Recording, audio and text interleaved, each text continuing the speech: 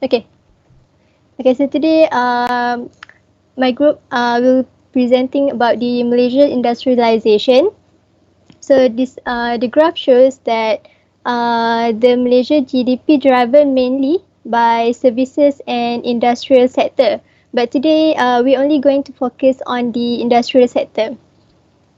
What is industrialization? Industrial sector is defined to include mining, manufacturing, construction, utilities, and transportation. Um, okay. Next, I'm going to explain about the revolution of industry sector in Malaysia. We have five stages.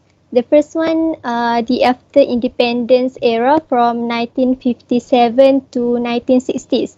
At this stage, the sector only focus on import substitution industrialization (ISI). The ISI helped to diversify the economy to reduce excessive dependency on imported consumer goods and to utilize some domestic natural resources. Some types of goods that were produced were consumer items such as batteries, paints, tire, and pharmaceuticals. Next, we have early 1970s era. At this time, the program of industrialization aimed primarily at the domestic market because the ISI lost impetus in the late 1960s because foreign investors, particularly from Britain, they switched attention elsewhere. Outward-looking export-oriented also focus on to revive manufacturing growth and employment absorption. For example, the EO industries are textile and food manufacturing. The third stage is from 1981 till 1986. At this era, we focus the heavy industry was established that was inspired by the success in Japan and South Korea. To broaden the industrial sector, we also promote greater linkage with domestic economy. This to provide basis acquisition and the development of indigenous technology. The government also actively participate in countries' industrial development by establishing the Proton and Perwaja Steel. To promote this sector, the government also give some incentive such as tariff and quota, duty exemptions and other investment incentive like pioneer status. Okay, next we have the 1987 till 1997. We return to the export-oriented industry. The initial failure of ISI 2.0 and recession of 1980s forced government to renew emphasis on foreign capital and export-oriented from 1986 to general investment and employment. So at this stage, policies were concentrated on providing incentive and infrastructure development. For example, the procedure of approval for new investment were simplified, tax and tariff holidays. Also, the exporters were allowed greater access to subsidy interest. Sorry, Doctor. Okay, the last stage, which from 2006 onward, we move towards global competitiveness. The main focus are sectors that involve in high technology, capital intensive and knowledge driven industry. For example, like the advanced electronic, wireless technology and industry that manufacturing intermediate goods like machinery and equipment, components and parts. Okay, next I'm going to explain about the foreign direct investment.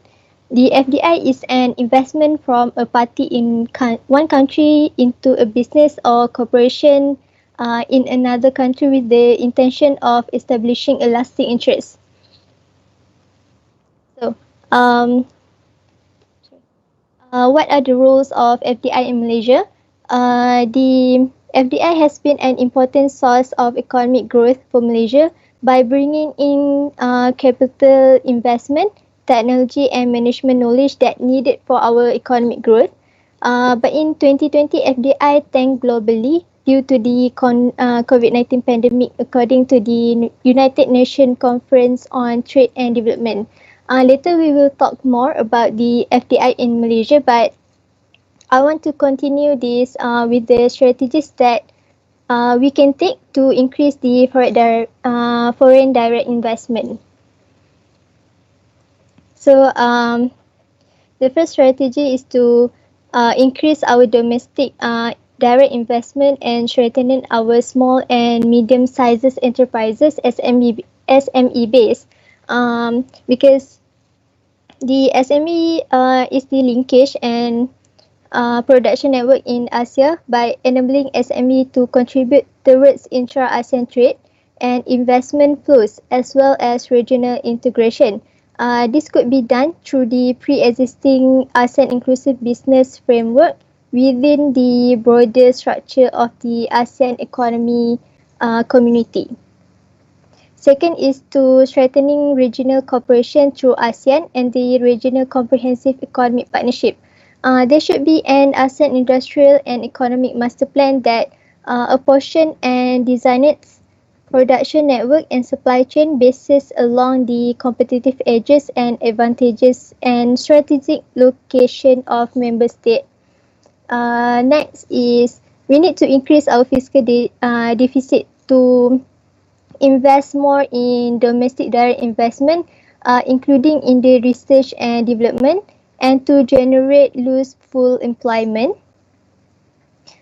This because the job creation strategy at the heart of our macroeconomic strategies. It also recommended that a macroeconomic strategy with job creation, including as part of the spillover effect as research and development in green renewable technologies.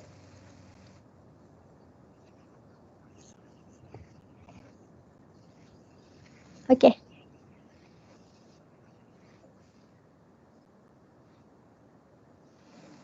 So I'm moving to the protection of foreign investment.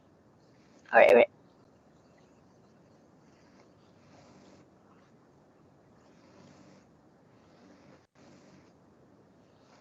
Okay, so I'll pass this presentation to the next presenter. Okay, thank you, Ainur. So next, this is the flow of FDI in Malaysia from 2001 until 2020 generally. But today I'll be focusing only on top foreign direct investment in Malaysia by countries in year 2020 and the first quarter 2021. Next slide.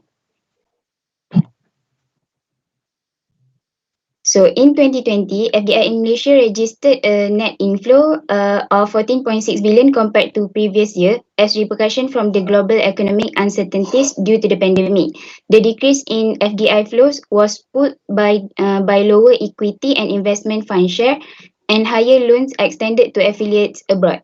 In terms of position, FDI expanded to 698.8 billion as at the end of 2020. Services and manufacturing sectors were the main contributors for FDI flows in 2020, followed by mining and quarrying sector.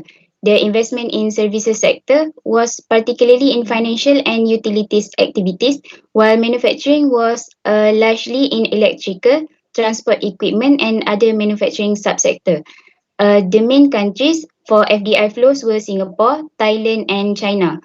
The FDI position at the end of 2020 was 698.8 billion, whereby services sector was the largest contributor, precisely in financial and wholesale and retail trade activities. This was followed by manufacturing sector. Singapore, Hong Kong and Japan remain as the largest investor countries for FDI position. Next slide. Next, for the first quarter in 2021, FDI in Malaysia hit a higher net inflow of 9.1 billion in preceding quarter due to higher inflow in equity and investment fund shares. The inflow was primarily channeled into services sector, particularly in financial and wholesale and retail trade, followed by manufacturing and mining and quarrying sectors. And this is the highest investment since the COVID-19 pandemic hit Malaysia. In first quarter 2021, the inflow of FDI was mainly from Singapore at 2.9 billion, followed by UK and Netherlands. I think that's all for me. I'll pass to the next presenter.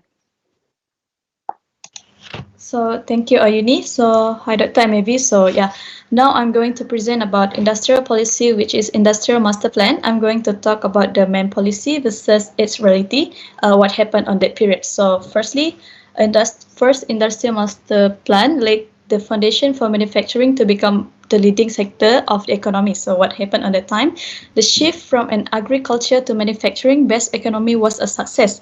From 1987 to 1999, the manufacturing industry contributed to GDP progress well and moved almost opposite to that of agriculture. So the second industrial master plan contribute to the further development of sector, strengthening industrial linkage, increasing value-added activities and enhancing productivity. So in reality, the expansion of the sector result in significant job creation during IMP2 period, and also as industries shift towards higher value-added product and activities, they face a shortage of expert and specialists. So to income the shortage, companies engage foreign expert and specialists.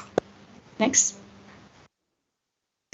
So the third industrial master plan to achieve long-term global competitiveness through transformation and innovation of the manufacturing and service sector. So Malaysia has been less successful in attracting increasingly advanced, and Malaysia continues to suffer from a continuing shortage of skilled labor. Next slide.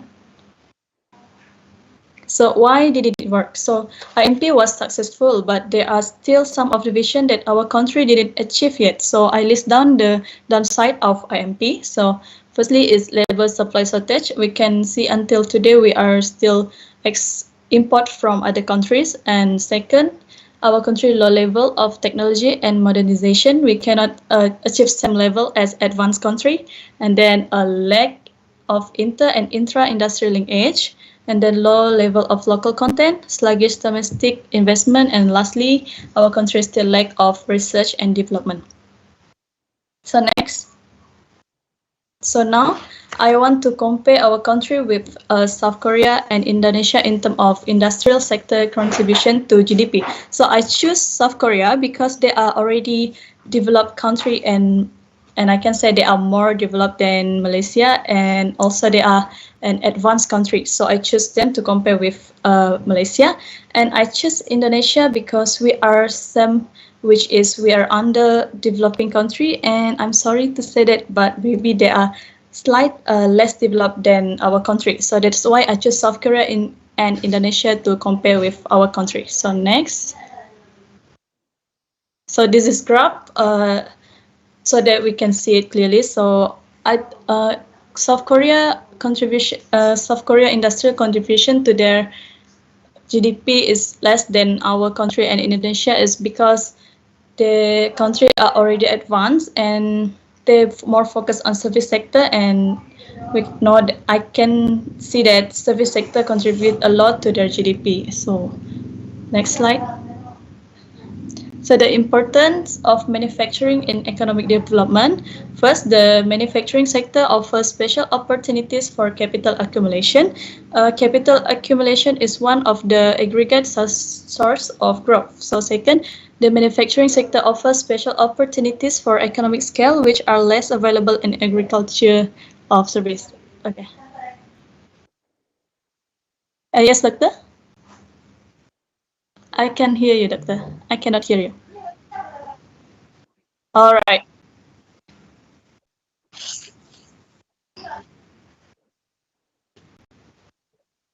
Okay, doctor.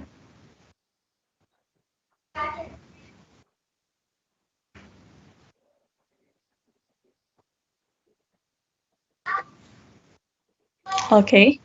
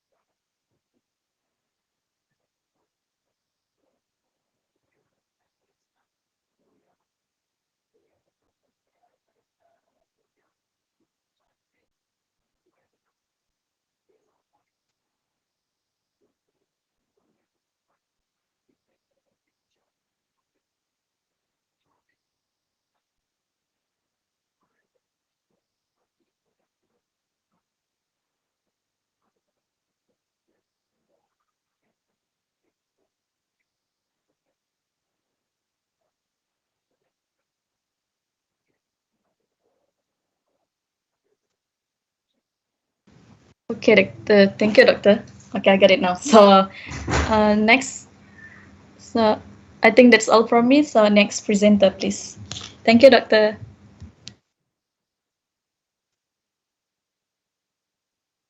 So I will continue this presentation by telling you about the National Industrial Master Plan. Okay, Malaysia Industrial Master Plan was introduced in 1986 by the Prime Minister of Malaysia, Dr. Mahathir, which focused on the development of the industrial sector in Malaysia to ensure Malaysia can be one of the industrial country in the future. And there are the three generations of Industrial Master Plan. The first Industrial Master Plan ran from 1986 to 1995. Continued with the second Industrial Master Plan implemented in 1996 to 2005, and third Industrial Master Plan starting from 2006 to 2020. So the reason why government of Malaysia introduced this plan is to achieve the goal of the new economic policy, which is the agenda is to reduce the income gap between races and reduce poverty. The second one is to diversify the industry and expand it throughout the country to make the industrial sector as a major contributor to the national income and national economy. And the last one is to further strengthen technological capabilities in the manufacturing sector to ensure improvement in production and productivity. So next slide. So there is a problem that want to be solved by the government from the each industrial master plan. The problem that want to be solved in the first industrial master plan is to accelerate the growth of manufacturing sector because they want to make Malaysia as an industrial country. And the second one is to ensure the optimal and efficient use of Malaysian natural resources through value-added manufacturing by upgrading the level of technology, and the need to accelerate the development of indigenous technology and capability to make our manufacturing sector in Malaysia is more competitive, not only in domestic market but also in the international market. So the government implemented the second industrial master plan. This is not because the first industrial master plan failed, but the government want to expand the manufacturing sector by focusing on high technology and increasing productivity, and also export and import activity in the manufacturing sector. So the problem that want to be solved in the second industrial master plan is to require an increase in export activity, especially export related to natural resources like palm, rubber and timber. They need to increase productivity by expanding high technology in the manufacturing sector and do R&D, research and development, to ensure that Malaysia manufacturing sector can produce a high quality product and can compete in the international market. And the third one is lack of quantity and quality of human resources or skilled manpower, because most of the labor was less skilled in manufacturing industry and inefficient in operating machine or technology. The third industrial master plan seeks also to address a number of issues. The first issue is disparity between races in the three core economies, which is production, services and agriculture. This imbalance causes an imbalance in household income between races in Malaysia. And the second one, there is still lack of Bumiputra society masterly in scientific and technological knowledge with the support of ministry and agency. So this may be due to the lack of training and human resources development in the industrial field. So the government needs to improve this by providing industrial training program or so on. And finally, less of Bumiputra community involved in the field of commerce and industry because they have to compete with the foreign worker in Malaysia. And we know that many companies in the industrial sector also prefer foreign worker over the Malaysian worker due to the low wage rates. So that's all from me. I'll pass to the next presenter.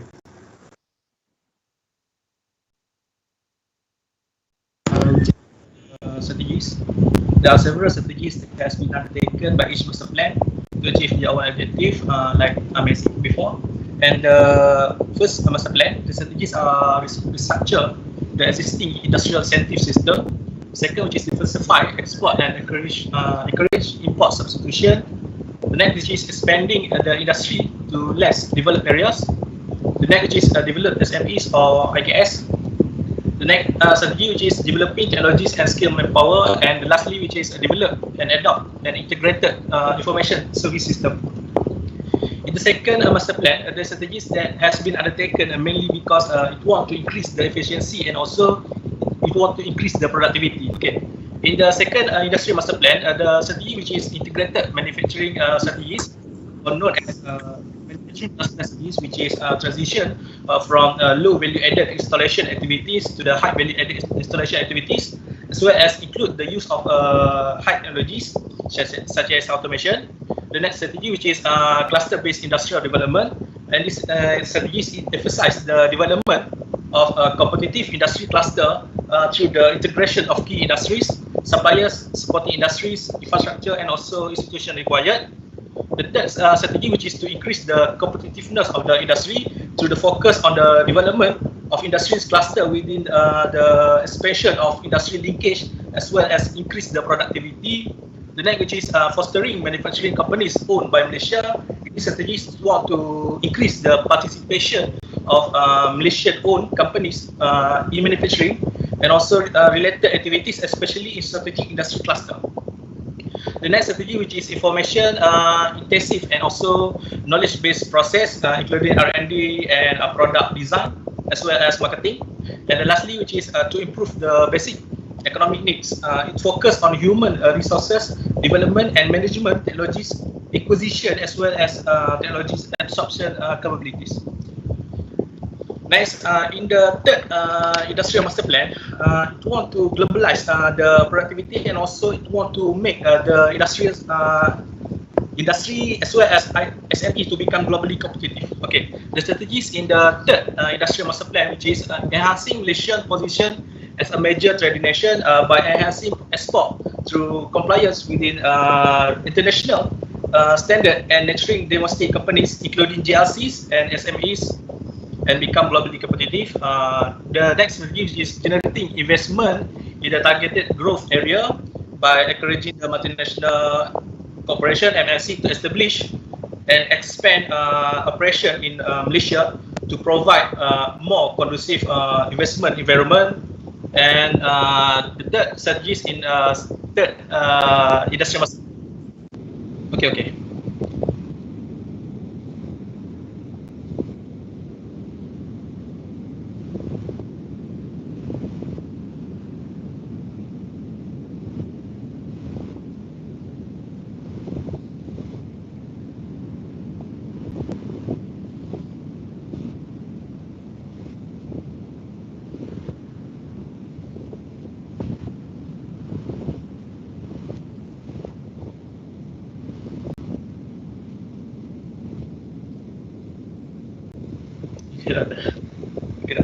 Like Dr. said before, then these strategies, in the third strategies, it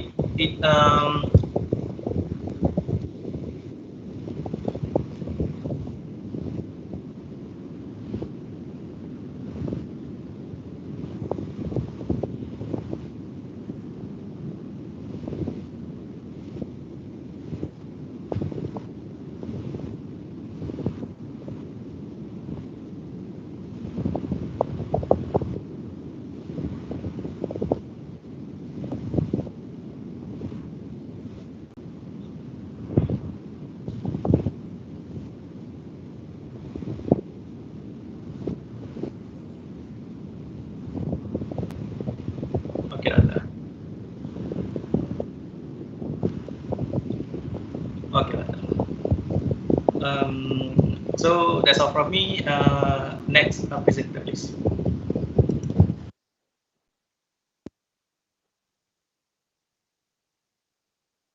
Okay. Now, I will explain about the challenge that facing our country through first industrial master plan to industrial master plan. As you can see in first industrial master plan, the challenge is in terms of growth, manufacturing, output, employment opportunities, and increasing technological transfer. Also, Malaysia was new countries in the industrialized process and still depend on the traditional export commodities. And Malaysia did not yet provide sufficient risk market. Technologies development require a lot of basic facilities to ensure the process of research and development in many aspects, such as education, technical manufacturing, and others. In Industrial Master Plan 2, The challenge is the availability of skilled labor uh, presents a key challenge to upgrade Malaysian manufacturing sector, because at that time most workers still do not have skill and do not know how to handle a machine that use technology. And at the same time, there was also a transformation shift from labor intensive to technology intensive. Second, it increased the level of local technology capabilities to support the dynamism of the industry, because of poor productivity in the manufacturing sector at that time. And last, the local industry will face serious competition because most countries has become industrialized countries, and this will lead to competition in the technology and productivity.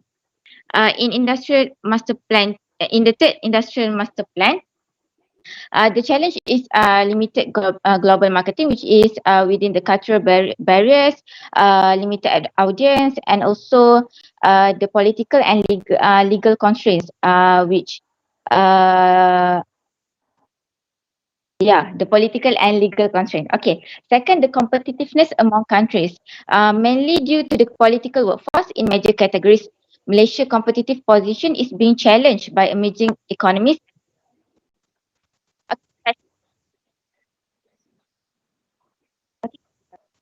Okay, next slide, please. Okay. I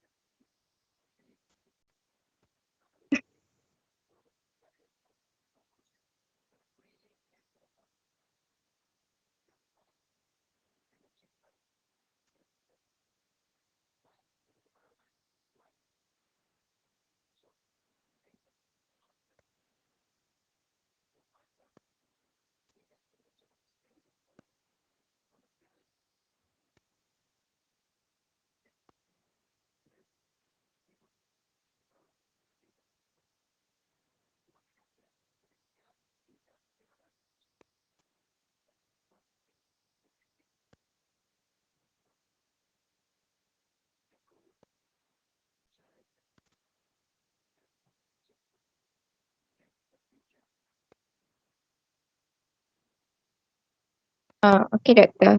Thank you. Okay, now I will explain about the achievement by first industrial master plan. As we can see in the slide, in our first industrial.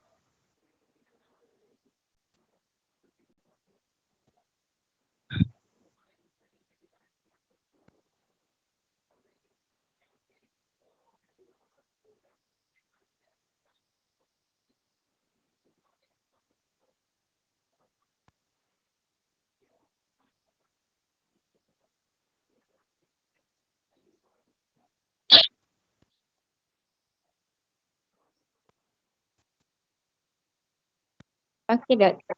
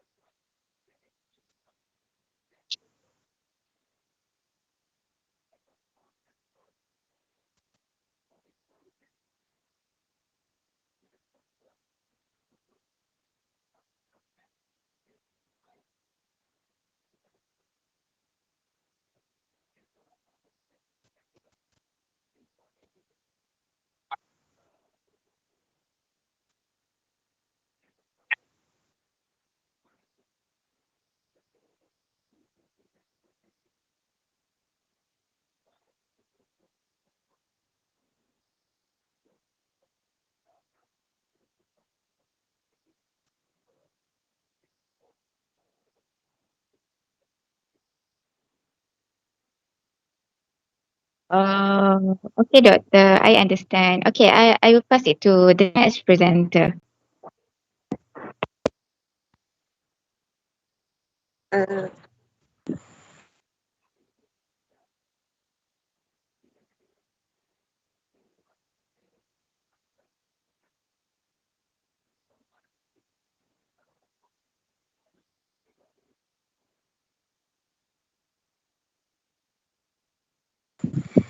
Next I will present about the rise and fall of manufacturing in Malaysia. So, next slide.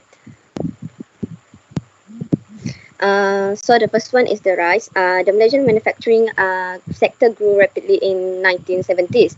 By late 1970s, Malaysia has become the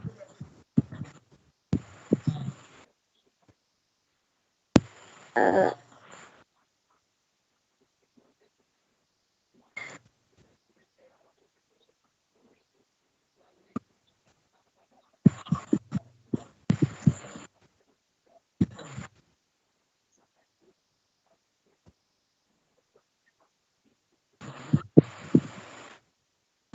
I don't have the graph doctor.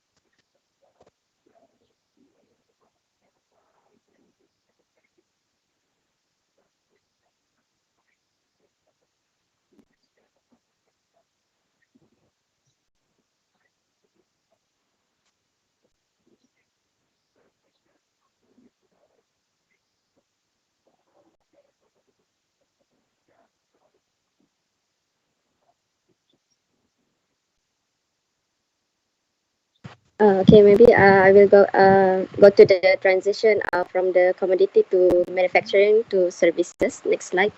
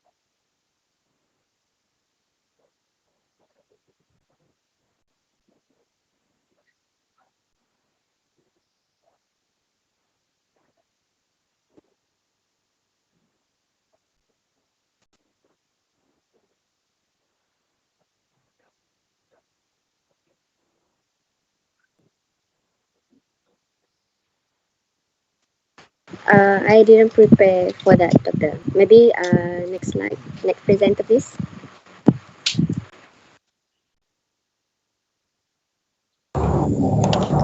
Okay, I will present about the challenges of manufacturing in Malaysia. The first one is lack of innovation because of R&D.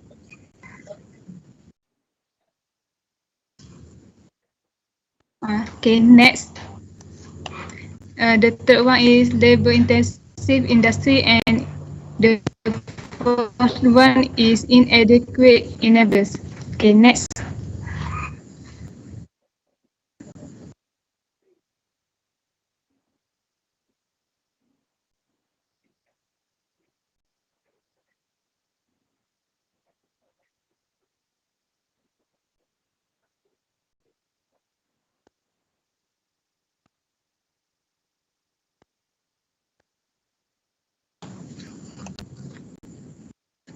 Okay, next.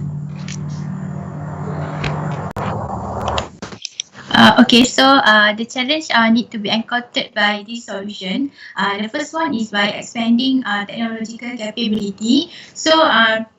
The big barriers to the development of the industries are subject to scientific and technological infrastructure that are relatively weak because overall the local manufacturing sector relies on foreign technology. So we need to import advanced technologies from the technologically more advanced countries, sometimes through technological licensing, but mostly through the purchase of machines and intermediate goods that embody more advanced technologies. Even in the E&E sector, where it has achieved world competitiveness in certain market segments, Malaysia still relies heavily on foreign companies for core technologies, production organization, and branding and marketing, thereby not being able to capture the most lucrative parts of the value chain. So the development of local technology is only one of the ways to overcome the above mentioned obstacles. Malaysia needs to come up with a structured plan to enhance industrial technology through enhancing the country's ability to accept and modify imported technologies, as well as the ability to create new technologies that suit the needs of the country. So Malaysia should develop its manufacturing industries further and upgrade them to the world class. So it is definitely means by developing national technologies capabilities.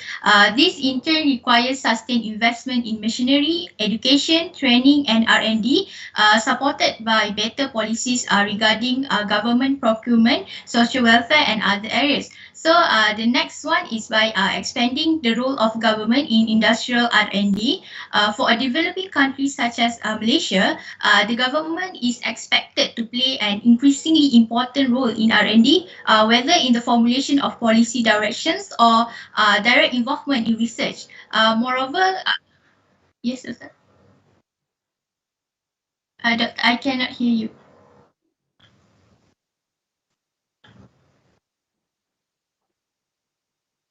Okay.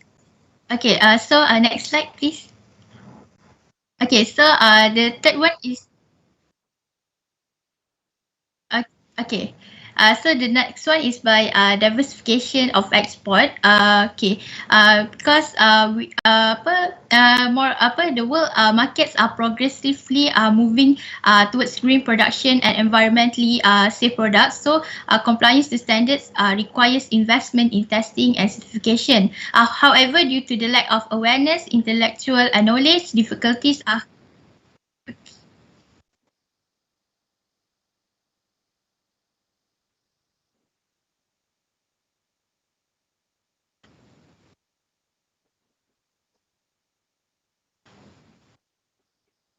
okay. Okay, sir. Okay, Doctor. Sir, I think that's all from us.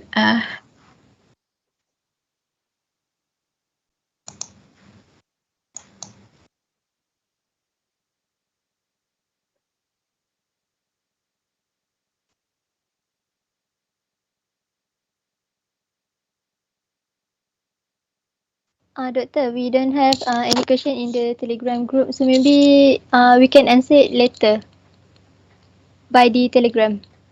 Okay, that's all from us. Thank you, Doctor.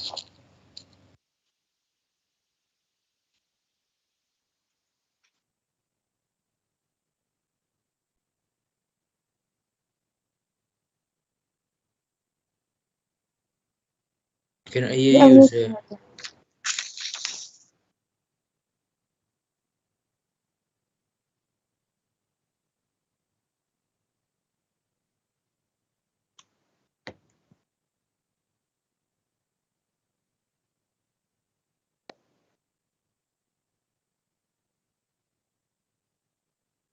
Doctor, we don't have any question in the Telegram. So maybe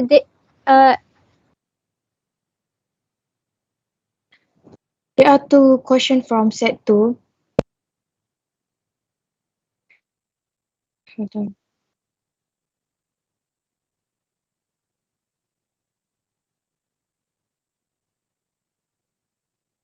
Okay.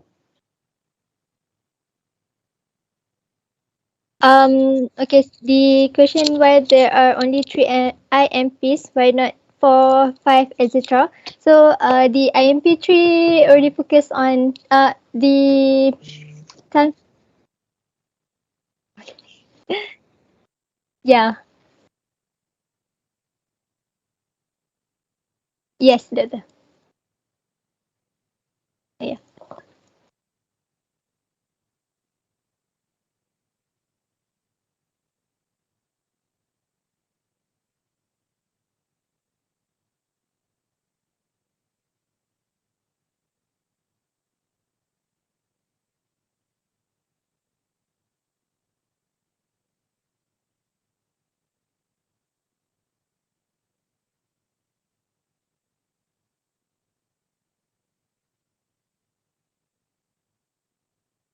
Assalamualaikum and good evening to Dr. Shukri and friends. Today we are from Group 4, Set 2. We present about economic development policies in Malaysia. Next. Firstly, I will explain about economy before independence, which is divided into two. First is pre-colonial period and second is colonial period. Next. Before this. During pre-colonial periods, people practicing traditional economy, which is known by subsistence economy. And type of subsistence economy is managing, planting paddy, animal breeding, and fishing. And if there are additional goods, they will exchange it with another good using a barter system. Next. Next, we move over to the economy during colonial period, which is commercial trading economy. There are economy used commercial agriculture system, rubber plantation, foreign immigrant, mining industrial, British policy toward farmers, and monetary system. Next. Then we move over to the economy after independence, which is subdivision policy and British colonial order. The main factor of the existence of this policy is purposely made a racial gap between society and from all races, especially in economic aspect, and to make sure Malay locals stay in rural area and stays in agricultural sector. The different economic pattern at that time has created a gap between them and led to economic imbalance. Other than that,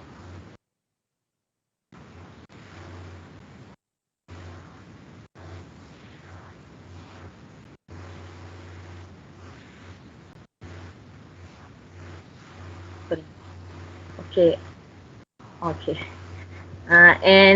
This policy has led to 30 main tragedy, and due to this strategy, government created new economic policy. That's all for me. We continue this presentation to the next presenter.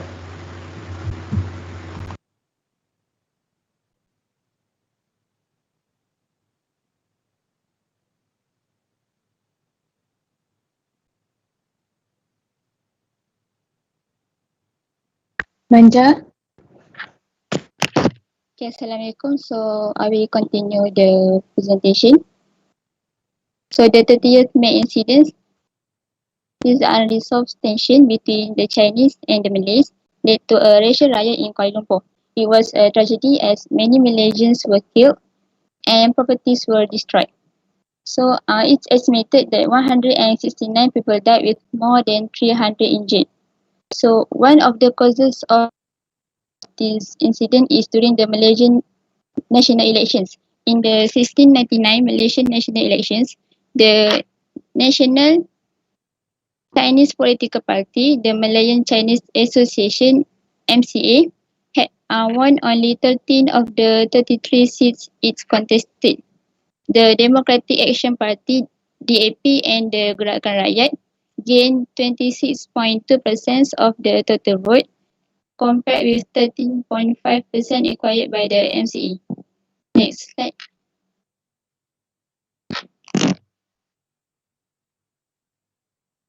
Okay. With the rejections of the MCA by Chinese voters, the party decided to pull out of the government, although it remained within the Alliance Party, the coalition of the national Malay, Chinese, and Indian political parties. The withdrawal of the MCA from government led to a worsening of the tensions created by the DAP's victory parade in the capital city of Kuala Lumpur.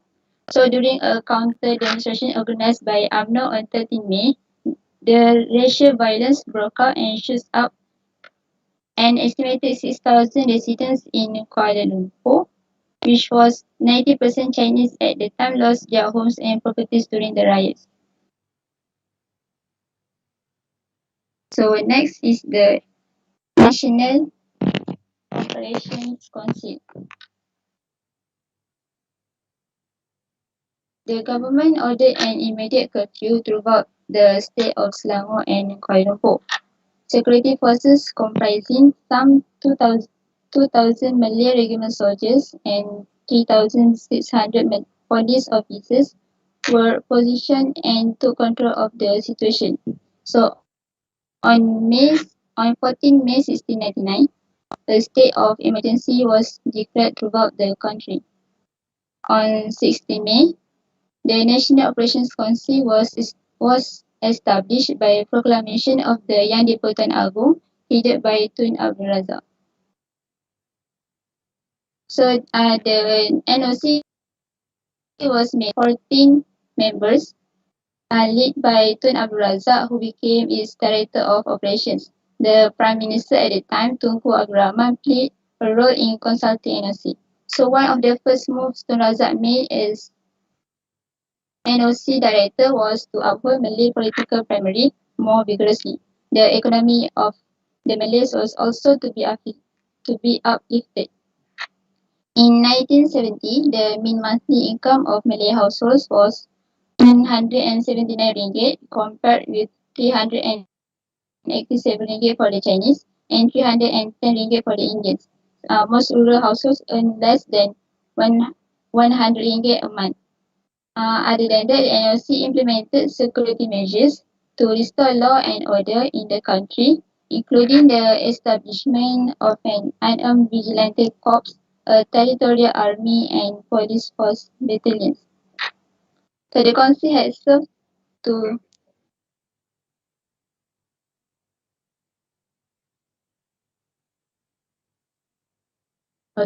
alright, Doctor.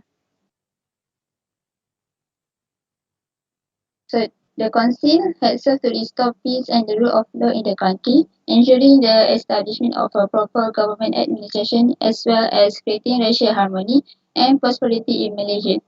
So some of the major contribution of NOC were: first is the Rukun Negara, second is the 1971 New Economic Policy, which is NEP, in order to eradicate poverty and restructure Malaysian society by eliminating the association of race and ethnicity with economic function. And the last one is the amending the Sedition Act 1948, Act 15, eliminate dissent and maintain national security.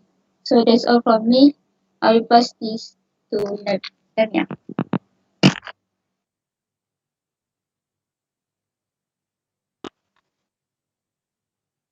Okay, so I will talk about the new economy policy ataupun dipanggil sebagai dasar ekonomi baru, was a social engineering and affirmative action program formulated by the National Operation Council in the aftermath of 13 May incident in Malaysia. NEP was introduced in the second Malaysia plan by Prime Minister Tun Abdul Razak. The NEP is planned as a long-term program that will run for 20 years. NEP, which began with the second Malaysia plan and lasts until the fifth Malaysia plan. The explicit goal of the NEP is to achieve national unity and integration, and it has been formulated in the context of a two-pronged strategy. First, to reduce and eradicate poverty regardless of ethnicity. Second, to restructure the society to eliminate community identification. Next slide.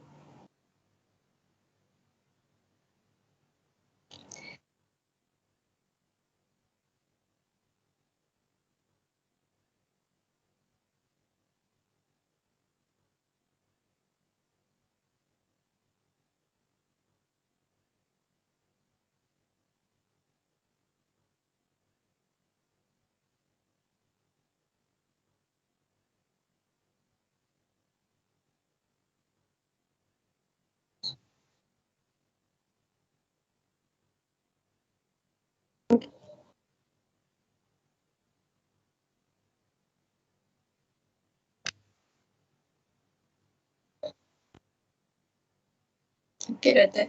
So, to ensure that the goal of eradicating poverty is achieved, strategies are focused on eradicating poverty in rural and urban areas. To achieve the goal, the government has implemented various public service and facilities through education, health, water, and electricity supply. The government was also expanding employment opportunities for all Malaysian citizens and improve further the productivity of the poor and by increasing their income. Lastly, encourage participation in sectors of high potential and high productive capacity such as business. By the NEP implementation deadline, the goal of eradicating poverty has been achieved.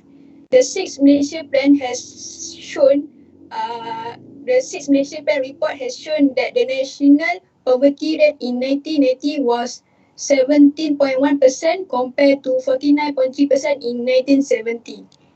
Next slide. To achieve the second goal in the NEP as well, several strategies have been planned, including first, reduce imbalance in the employment strategy supaya penyertaan pelbagai kaum dalam sektor utama akan mencerminkan kerekaan tenaga buruh mengikut komposisi kaum menjelang tahun 1990. Second, ensure the establishment of commercial and industrial community among the Malays and Bumi Putra supaya mereka dapat menguruskan dan memiliki sekurang-kurangnya 30% daripada semua jenis peringkat kegiatan ekonomi. Third, rapidly increase the share of Malaysian in the ownership of productive sector. Last, rise the productivity and living standards of the rural poor. Next slide. As you can see, this table shows the ownership of share capital of limited companies during NEP and until 2002. All such official figures only consider nominal share values, whereas estimates of the distribution of wealth held in shares should consider share price, although there are many problems in estimating such market values. Since Bumi Putra and foreign share ownership tends to be concentrated in the larger and more successful firms, which have been able to restructure to meet government guidelines, it is likely that the actual market value of share held by non-Bumi Putra resident is correspondingly less than nominal share ownership, whereas Bumi Putra and foreign wealth will be considerably higher. Hence, it is quite possible that 30% Bumi Putra wealth ownership target has been achieved.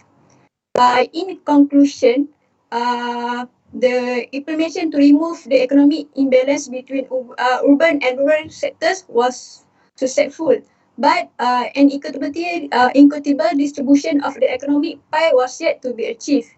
Because of not being able to achieve all that was planned for NEP, the government carried on the new policy as a continuation of the earnest efforts started by NEP, which is National Development Policy.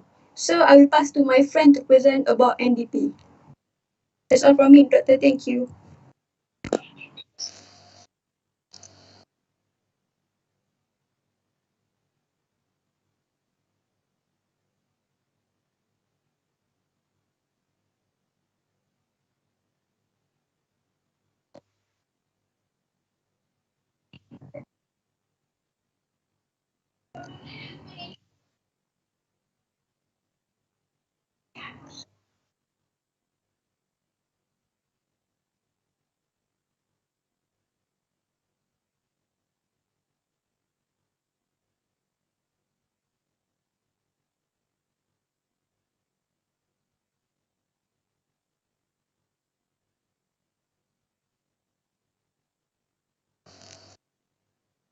Okay, Assalamualaikum.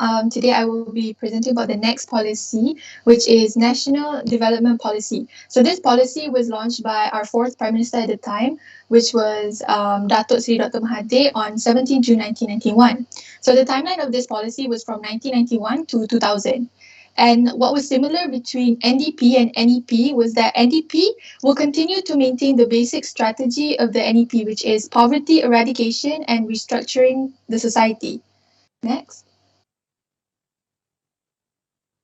So the objectives of NDP, so the ultimate goal of NDP will always still be national unity.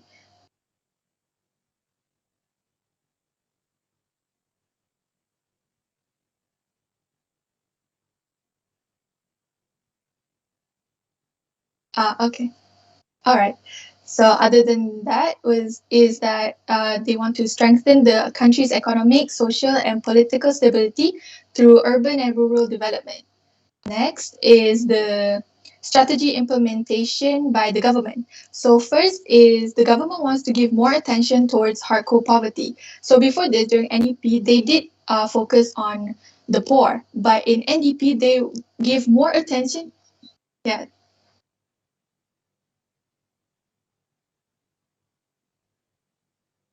Yeah, they focus more on the hardcore poverty, or in Malay, miskin tegar. Second is the government wants to make Bumi Putras a trading and industrial society. How they did it was that they created MPPB, which stands for Masyarakat Perdagangan dan Perindustrian Bumi Putra.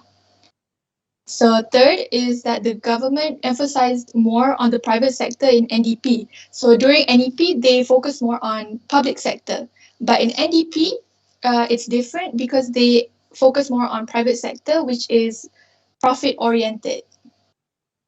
Okay, next. Okay, these are the new approaches, some of the new approaches in NDP. So the first one is they adopt liberal policies in export, in international exports. This is to encourage the private sector to be more prepared to face related risks. Second is in urban areas, better opportunities will rise to increase the income and basic amenities such as housing, transportation, and public facilities. Next is in the rural area sectors. Measures will be taken to improve level of education and skills. This is in order to increase labor mobility, which refers to the ease of laborers to move around in an economy or different economies. Next. So this will be presented by the next presenter, which is Lily. Thank you. Okay, thank you, Fariha. So I will continue to the next point, which is community restructuring. It is the one of new approach and also the community restructuring similar with NEP, but in NDP it have a few new approaches, which are the first one is racial identification according to economic function and reorganization of property will be eliminated. And the second one is deep training areas of property management and business ethics will be prioritized. And also we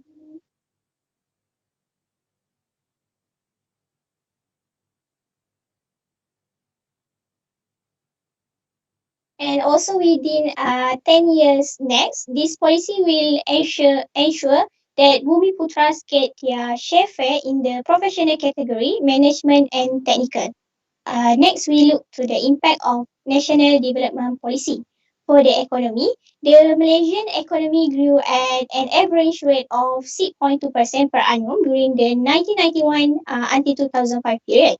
And growth was achieved with inflation averaging a low 2.9% per annum and similarly low unemployment averaging 3.1% over the period. The Malaysian Quality of Life as measured by the Malaysian Quality of Life Index MQLI improved during the 1990 until 2004 period. Next slide. So, as a conclusion, NDP will continue efforts to reduce economic imbalance not only among ethnic groups but also between rich and poor and between regions. And also for economic imbalance will be reduced based on the principle of balanced development and equitable distribution to achieve strengthened national unity. And that's all for me. I will pass to the next presenter. Thank you.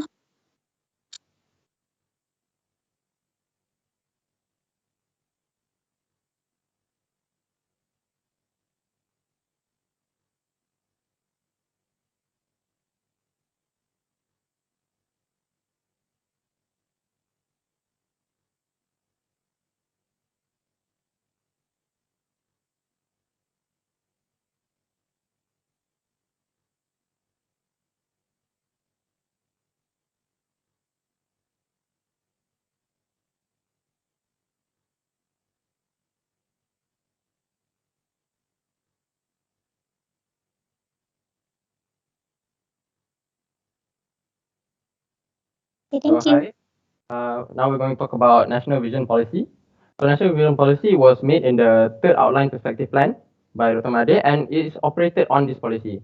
And it was from 2001 to 2010, and its overriding objective since NEP is national unity. So what is aimed for in National Vision Policy is progressive and prosperous, Bangsa Malaysia engaging in full and fair partnership in harmony. So from this aim itself, you can see its key thrust later, progressive and prosperous. Progressive, you want to talk about growth. Prosperous, you want to talk about harmony. And when full and fair is more towards equity, balance, and fairness. So first, that's after this, we're going to talk, next slide, please. Okay, so this is the 7 critical key thrusts. You can see the difference from NDP and NEP in here. So what it focuses on here is an equitable society, high economic growth, enhancing competitiveness, knowledge-based economy, human resource development, if I'm not mistaken, is also in NDP, and environmentally sustainable development. So I will explain first.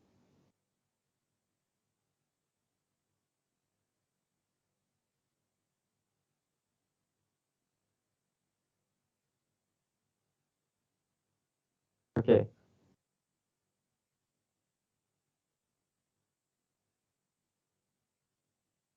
Okay, sorry. So it was also Wawasan 2020. And so for first one, building a resilient nation. So what is a resilient nation? Resilience actually means toughness. But for a nation to be more resilient, the people will have to be more united and politically more mature. And that's what the Malaysian society should nurture from young. So that they wanted to do that from 2001. And for an equitable society, it is actually for fairness between all races or everyone in general in the society. They wanted more balanced income, and for this to happen, we needed a sustaining high economic growth. Because income balance or the economic balance can only happen with a high economic growth. And of course, we want to enhance the competitiveness. So for enhancing competitiveness, we will be talking that everything, the more here. Okay, so to maintain competitiveness of the Malaysian industries, we can benefit from a knowledge-based economy. See, all these key thrusts, they actually play a role for each other. So with better competitiveness in industry, there can be more productivity. It's just like that. More productivity meaning more growth in economy. So for the knowledge-based economy, we have, okay, so knowledge-based economy is very crucial for the country to sustain the growth, okay, and to also enhance the competitiveness.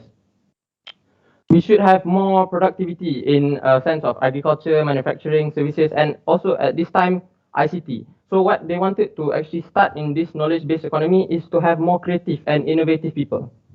So that's why we were taught from young, because we are all the generation of 2001, 2010. We are all this generation in Wawasan 2020 where they wanted people to be more innovative and more creative. Because with this, we can expand our market.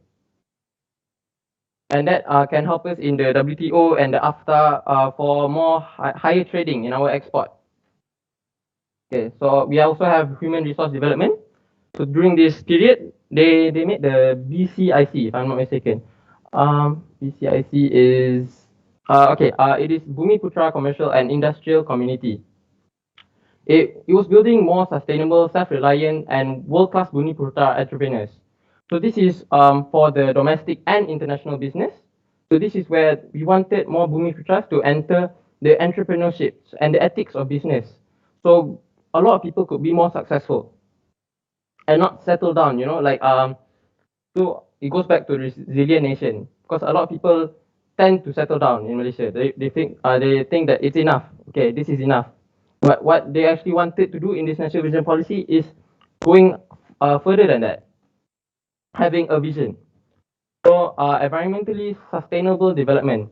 So for this one, it is when you think about environmental stable, you think oh environment. No, it's actually for how do I say for a more nice environment for people to stable macroeconomic environment for a conducive regulatory framework for people to work better in that condition.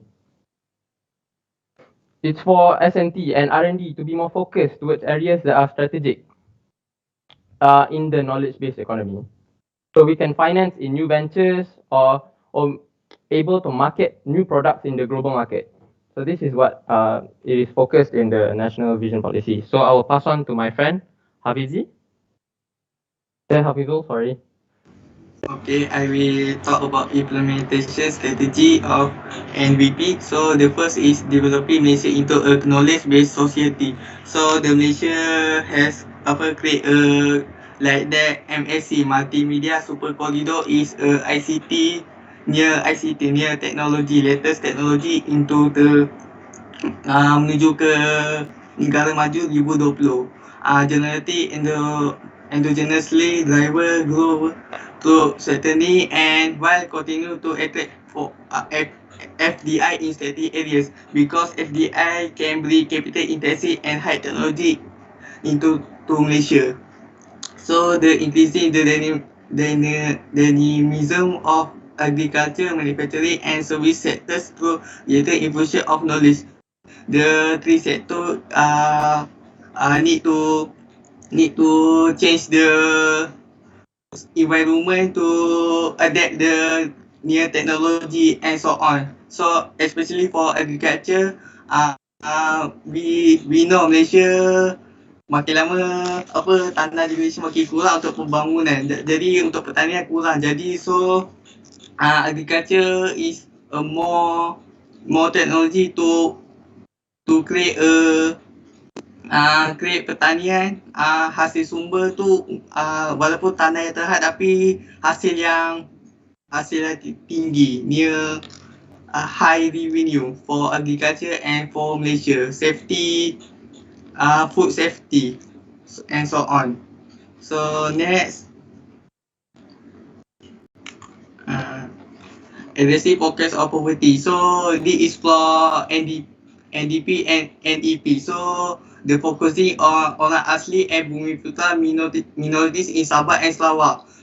So the government existing scheme pembangunan kesejahteraan rakyat for especially for the lowest 30% income category. So the government ni need to help them to increasing the income for our national also. Actually effective Bumi Putra participation as well as equity ownership or at least 30% by 2010. The government before that the 30% equity of Bumi Putra not achieved, but 2010 the government must to plan to increase the equity, like encourage Bumi Putra to leading the sector, the economy. So government via agency of government like MARA, Tekun galakkan Bumi Putra ni mencuburi bidang yang berteknologi tinggi dan syarikat yang banyak Their ability human source development to support a knowledge-based society. So the local firm, especially SME, small medium enterprise to adapt latest technology and learn and study from foreign film. So can SME can bersaing dengan syarikat dari luar negara. So next, so in Dr. Mahathir target after Asian financial crisis, Dr. Mahathir target grow to an average annual rate of 7.5% GDP. So by 2009, we global have a crisis economy, global financial crisis. So the income GDP per capita per person decrease from 8.7% to negative right there. But the target is not achieved. So next, the conclusion of National Vision Policy NVP. NVP is complementary to NEP and NDP. The dasar NVP like lebih kurang kesinambungan daripada dasar ekonomi baru dan dasar pembangunan negara. But is pendekatan yang berbeza. Macam equity 30%, bumi putra dan pembasmian kemiskinan melalui program yang berlainan. Tapi matlamat tetap sama. NVP is also important for the goal of wawasan 2020. So NVP ini salah satu daripada dasar utama untuk menuju negara ni menuju ke wawasan 2020. NVP is focused to build a developed country menjelang 2020 and national unity with a term bangsa Malaysia. So that's all for me. I will pass for next presenter.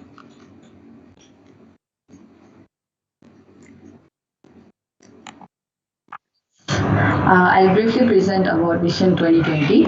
So Vision 2020, also known as Wawasan 2020, is a Malaysian ideal introduced by the 4th and 7th Prime Minister of Malaysia, Tun Dr. Mahathir Mohamad in 1991. Next slide.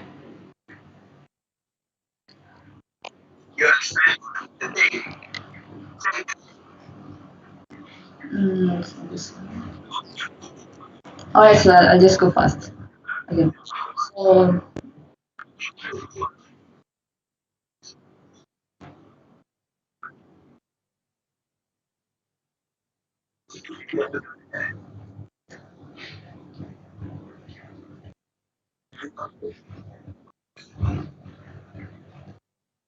okay, yeah, I'll just go with the challenges maybe.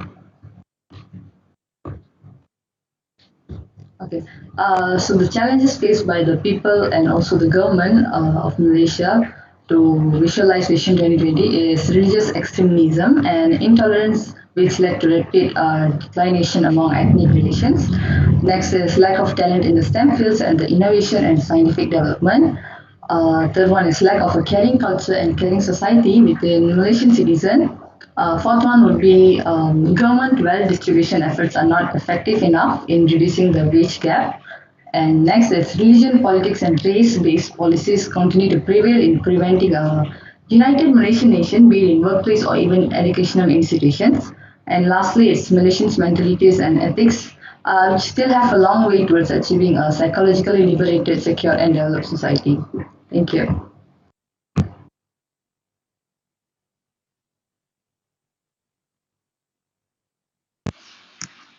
Okay, so now moving on to the next vision, we'll talk about Shared Prosperity Vision 2030 or the Wawasan Kesemakmuran Bersama 2030. So what is it? Basically, it is a drafted document that will outline 10 years goals to restructure major economy, which right now is still in the low skill level intensive economy to a knowledge-based economy, where the rakyat will enjoy a decent living by 2030. And it is for everyone, not no one will leave behind. So secondly, who drafted it? It was drafted by the Economic Affairs Ministry and Institute Masa Depan Negara. Also, the idea from Tun Dr. Mahathir, helped by Azmin Ali and also Muhyiddin Yassin, who is the founder of Institute Masa Depan Negara. So next slide, please. Next, when is it presented? It was presented in 15 September 2019 and launched in 5 October 2019. So it's been 2 years since then. So inshallah, we'll get to see the progress real soon. So next one. Next slide, please. Okay. So firstly, what is the target of SPV to 2030?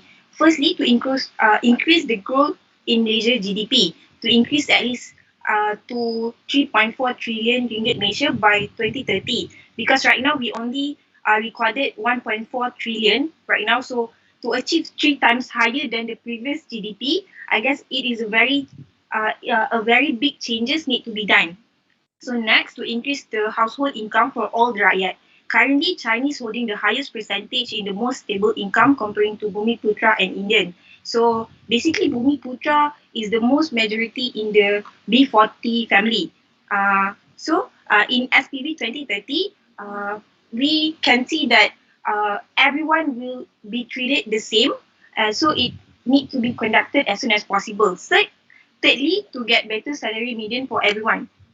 And next, we have to help SME and micro business to broaden their achievement, maybe to go overseas or anything. And fifth, to provide decent living income for everyone, which is the policy we call no one left behind.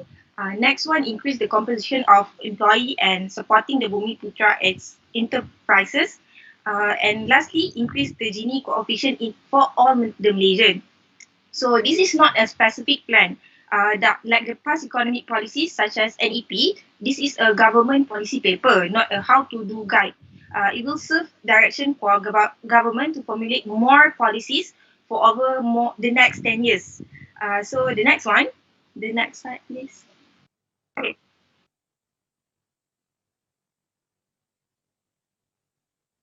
Okay, sorry, to decrease the Gini efficient. Okay, so why this plan is good for us? So firstly, it is to, I believe it is good for the rakyat because we know the Malaysian economic growth is still lag and behind East Asia. One of the reasons is because of our dependency on export commodities. Unlike most of the East Asian economies, our nation adoption of high techno is still low right now. By 2020, it has been said that Malaysia will focus on high impact industry such as aerospace, digital economy, and high tech farming. By this, it will also create new job opportunities in the new sector that are more innovative and high technology. So by enforcing this kind of vision, which will create wealth for the country that will also benefit all the nations from all walks of life. I think the implementation of justice and fairness that cover all race, income class, and region will make a big change for us. So I hope that through this vision, the government and people will join hand in hand and to ensure that the country prosperity will be enjoyed by all the Malaysians, whether they are in Sabah, Sarawak, or Peninsula. So next slide, please. So the last one. Oh, so before ending my session, I think I asked doctor yesterday what's the difference between NEP and SPV, and I come up with one conclusion. NEP it is more about narrowing the income gap and restructuring the rakyat. But in SPV, it's also the same thing, but the thing is no one will left behind. So everyone will include in this vision. So that's it. Thank you. Yeah, inclusiveness. Thank you.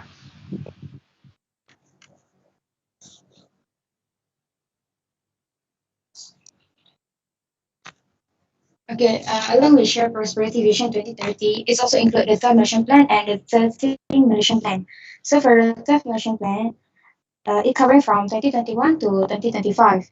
And it also covers three development dimensions, which are economic empowerment, environmental sustainability, and social re-engineering.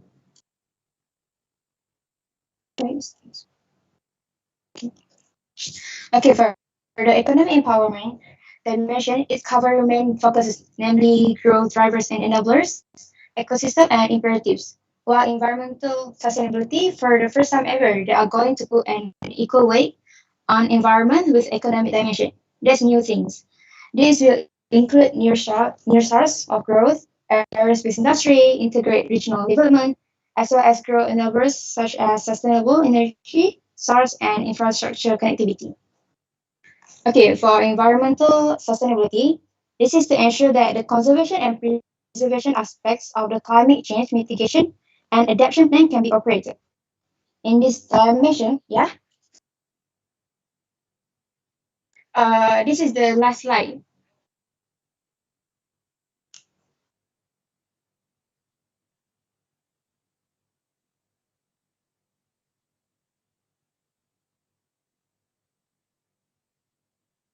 Yes. Okay, the last dimension is social re-engineering, where it comprises enhancing social capital, inclusivity, and social cohesion. This includes improving the purchasing power of the people, building a resilient Bumi community, and so on. Okay, that's all from us. Um, oh, that's it. Okay. Um, okay, to answer a question from Telegram, I'll answer the question from Nabila. What does it mean by social re-engineering and how do we get into the dimension? Okay, social re-engineering can be likened to a social revolution. And for us to get into the dimension or by attract higher quality investment, create new jobs for young people. And another way is that we must enhance our product complexity and leverage modern technology, such as robotics and automation.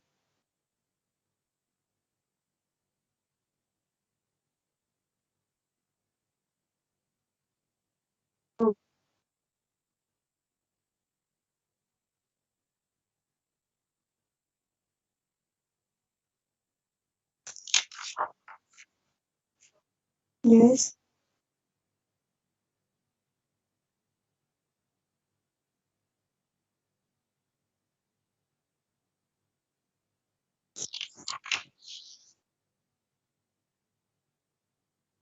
Locomotion, all right.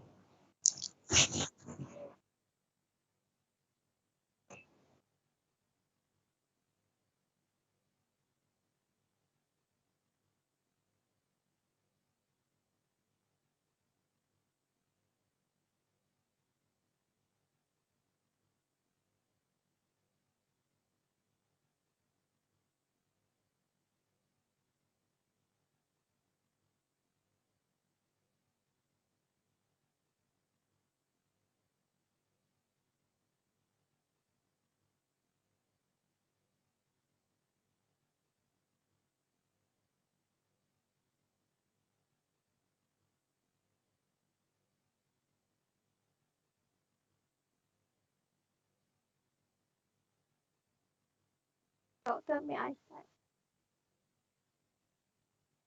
Okay, thank you, Doctor. Assalamualaikum warahmatullahi wabarakatuh and good evening to Doctor and friends. We are from Group 4, Set 1, will present about trade in manufacturing. So next slide.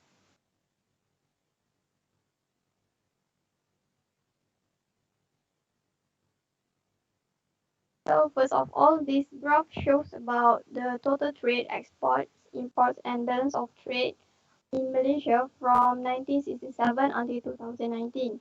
And as you can see here, the green line represents the total trade. We're having fluctuations that influenced by the performance of export and import markets. Therefore, we choose 4 years, which is 2000, 2009, 2018, and 2019 to see the situation of export and imports at that time. So next slide.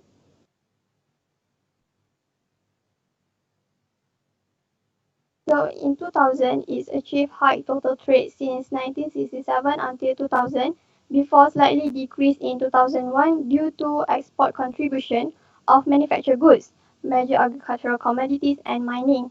After that, total trade slightly decreased in 2001 because the weak performance from export of manufactured goods, which was due to the unexpected decline in global chip sales and the economic slowdown of some Malaysia major trading partners.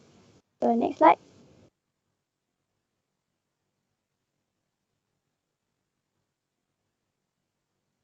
Moving on, the decrease of total trade in 2009 was attributed mainly to the global economic slowdown, and one of the causes is export of electrical and electronic products decreased as a result of the USA financial crisis and the overall global economic slowdown.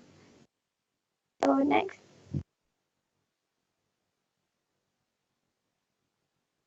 In 2018, Malaysia continued to record a steady trade performance after achieving double-digit growth in the preceding years. So the total trade expand were contributed by higher export and imports due to the increase of manufactured goods, electrical and electronic products, mining goods, and crude petroleum.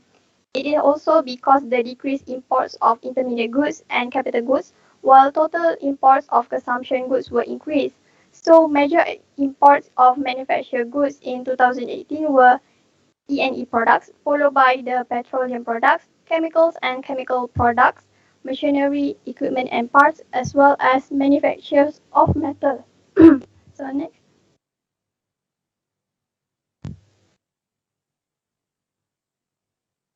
Next.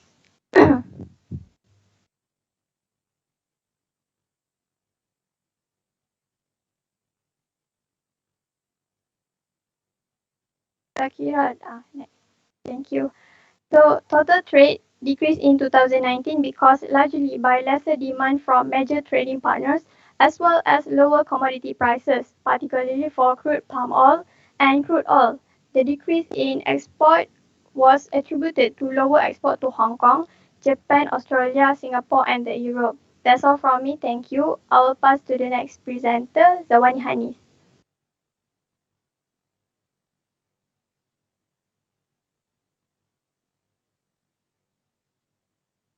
So this is the summary of direction of export and imports in Malaysia by all types of products with top 3 countries for year of 2000, 2009, 2018 and 2019. Here I just want to focus in 2009. In 2009, Malaysia exports the product to Singapore, China and United States, while import from China, Japan and United States. Major imports from China were electrical and electronic E&E products, machinery, appliances and parts, chemicals and chemical products, manufacturers of metal as well as optical and scientific equipment. The top 5 imports from Japan comprise E&E products, transport equipment, machinery, appliances and parts, irons and steel products as well as manufacturers of metal. Next. The changing structure of Malaysia's export. Malaysia's export sector evolved significantly over the 5 recent decades.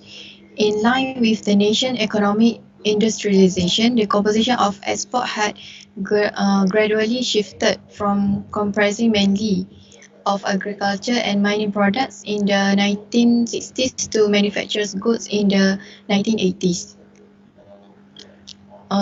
Since 2000, two notable trends have emerged in Malaysia's export structure. Firstly is the gradual move away from a heavy concentration in electrical and electronics export towards non-E&E manufactured product and commodities. The second is the diversification of Malaysia's export markets. Next.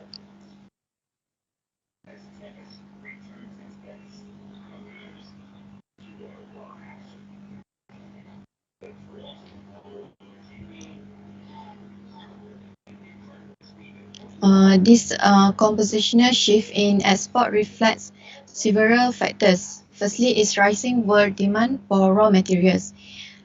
This had contributed to the rising share of Malaysia commodity export over this recent decade, with 4 major commodities, which is palm oil, liquefied natural gas, crude oil, and natural rubber. Secondly is higher value-added downstream manufacturing activities. This is reflected in the increasingly capital-intensive investment pattern in the manufacturing sector, with capital investment per employee in approved manufacturing project rising. Lastly, is reduced reliance on E&E products due to the changing trend away from personal computers to newer mobile electronic devices such as tablets and smartphones. Next.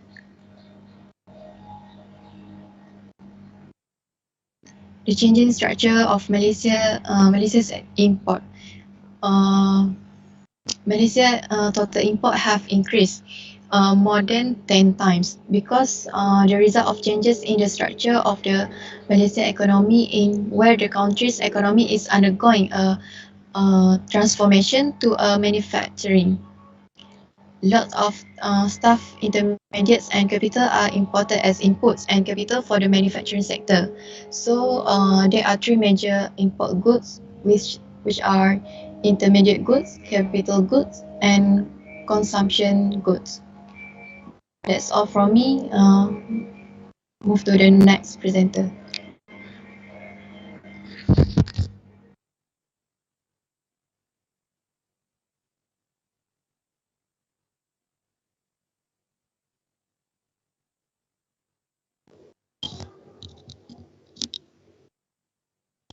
Next slide.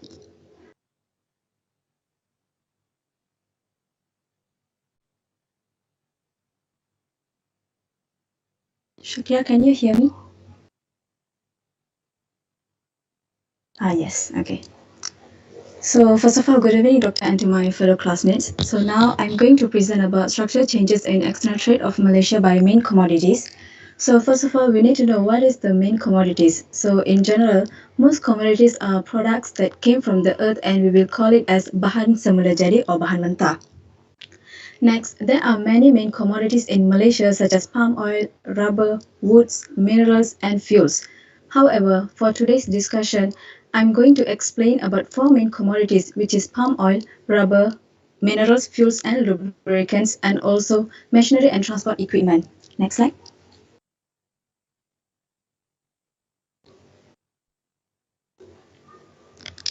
So for now, let's see the data in overall from 1967 to 2014.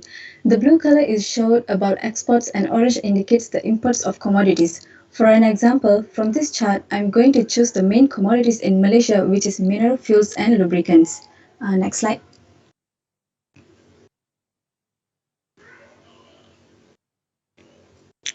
So here we can see the exports increase frequently year by year, such as more than 150 million ringgit by the end of 2014. As we all know, Malaysia is one of the biggest exporters of minerals, fuels and lubricants. Why there is an increase in this particular commodity? So, mineral fuels and lubricants are important to produce electricity, fuel for transportation, lubrication of mechanical components such as chains and gears. Mostly, Malaysia will export mineral fuels and lubricants to Singapore, China, and also Japan because this country are highly demand in electrical and machinery industry. Next, we move to imports in the time frame of 1970 to 2014. So, in this period of time, I choose to explain about machinery and transport equipment, which showed an increase more than 200 million ringgit. So why there is an increase in machinery and transport equipment imports? This is because the need of Malaysia increased in automotive and transportation industry such as motor vehicles and in rail development. In this activity, mostly Malaysia will import this type of equipment from China, Japan and United States. However, for today's discussion, I'm going to explain about two main commodities extra. It is palm oil and also rubber. So next slide.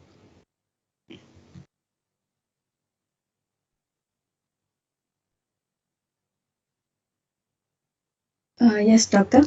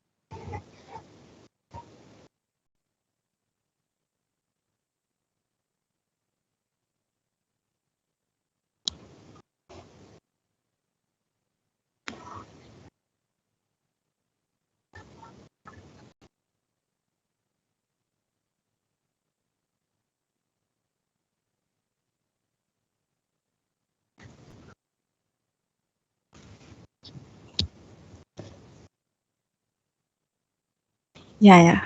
Okay, Doctor, thank you. Okay, so now we are going to now we're going to see the exports of Malaysia in palm oil related products. So for an example, for palm oil, there is an increase in exports from 2010 until 2020, which is from 17.2 million tons to 23.7 million tons. For palm kernel oil, there is also an increase happens from 2010 to 2020, which is 1 million tons to 3.1 million tons respectively. Next slide.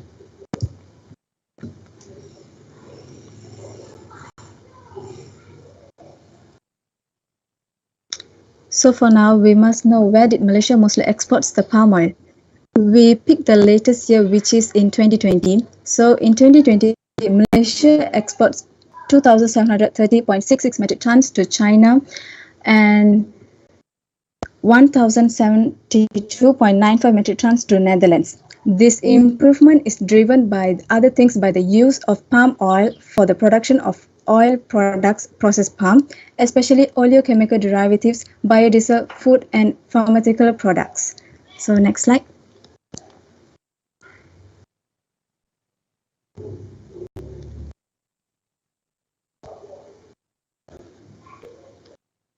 Next, we move to rubber exports and imports. As we see in this table, the exports of rubber increased from 2010 to 2020. As we can see also, in 2010, the exports is 24,665 million and increased to 78,000 million in 2020. So next slide.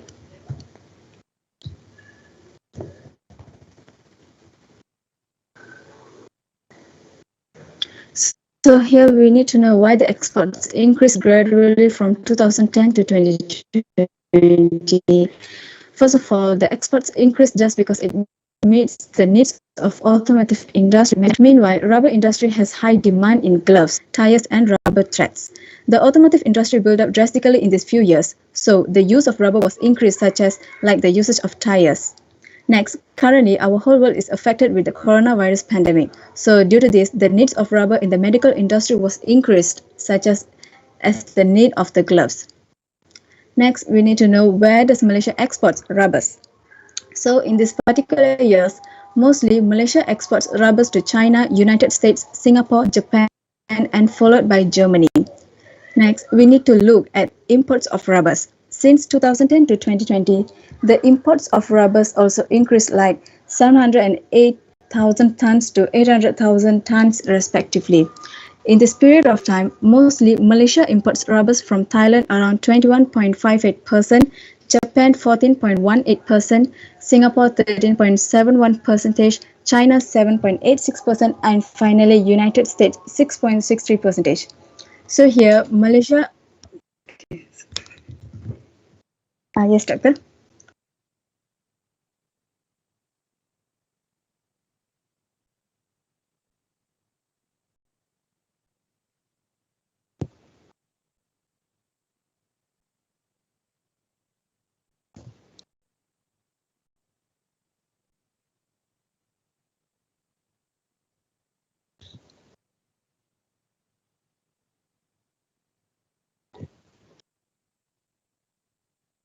Okay, Doctor.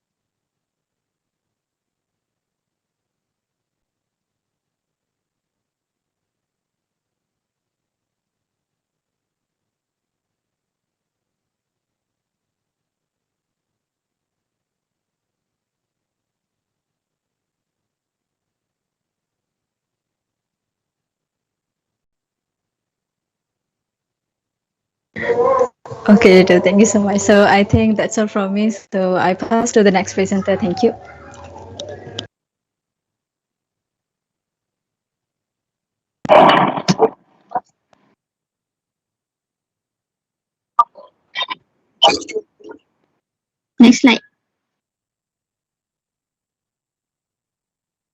Yeah, I'm done.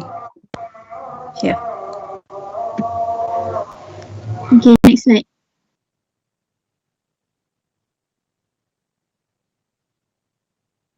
So I'm going to Shakira tadi.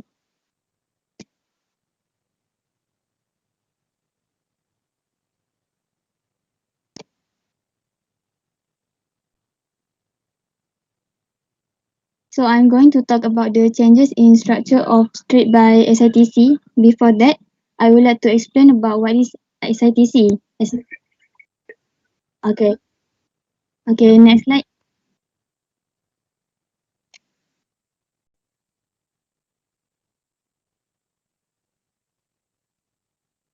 Shakira, next slide.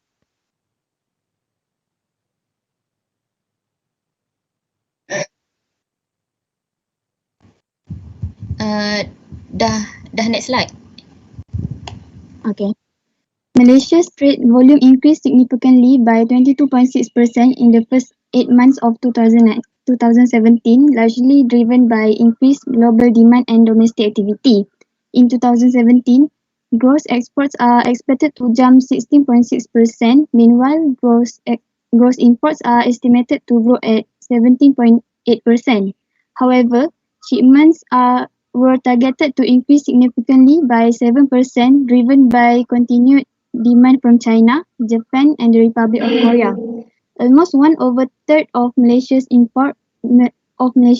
exports in September 2019 were supplied to China and Singapore.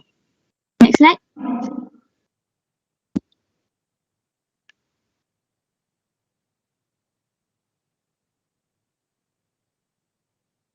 Gross exports growth is estimated to increase marginally by 0.1% in 2019. Exports of manufactured goods, which account for around 84% of total exports, are projected to increase by 0.7% due to higher export products.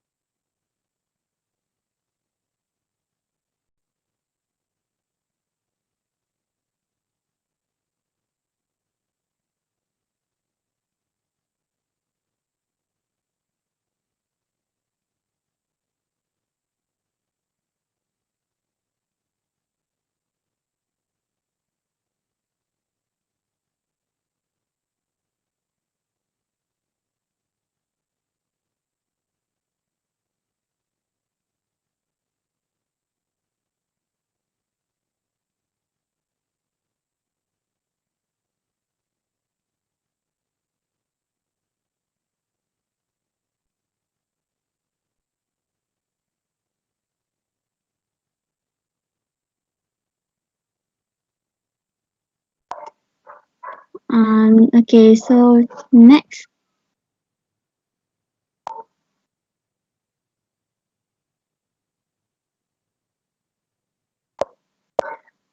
Overall, manufactured goods account for over 80% of total exports. Significant trends in the export structure indicates a gradual shift from export based on E.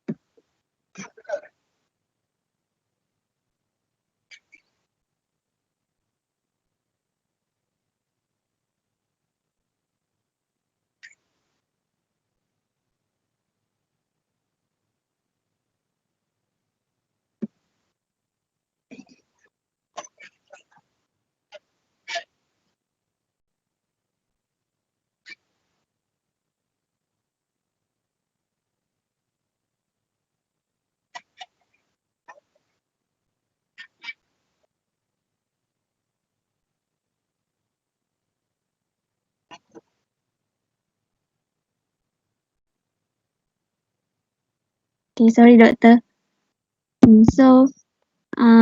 The increase was driven by higher exports of electrical and electronic products, iron and steel products, and palm oil that based on agriculture products. Next.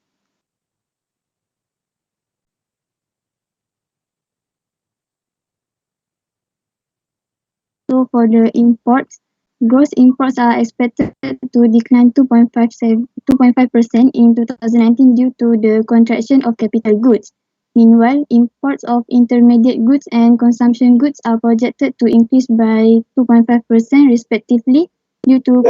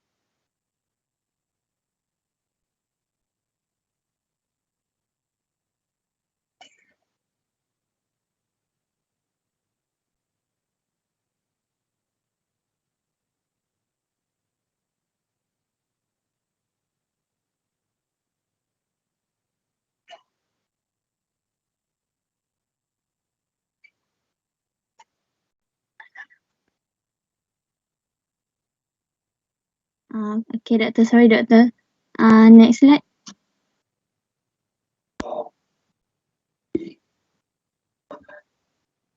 Yeah.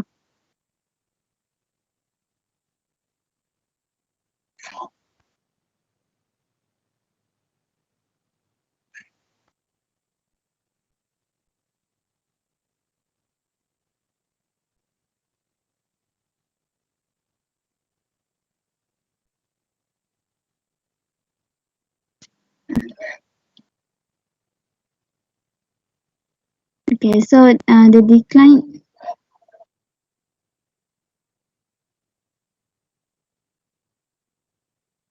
Okay, so the decline in imports from Singapore, the Republic of Korea, China, and Thailand in 2019 contributed to the decline in imports. Next slide.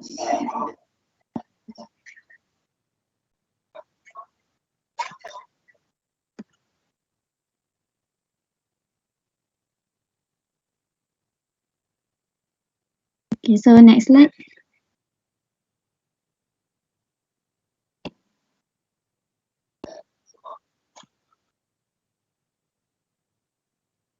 Lastly, here is the graph of external trade time data series of all over the years since 1970 to 2019. That's all from me. I'm passing to the next presenter. Thank you.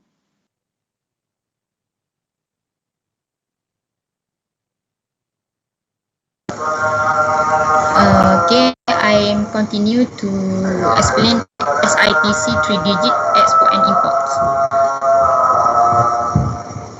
The item in SITC 3-digit manufactured goods. The first one is leather, rubber, wood, paper, iron and steel, metal, non-ferrous, non-metallic mineral and fabric.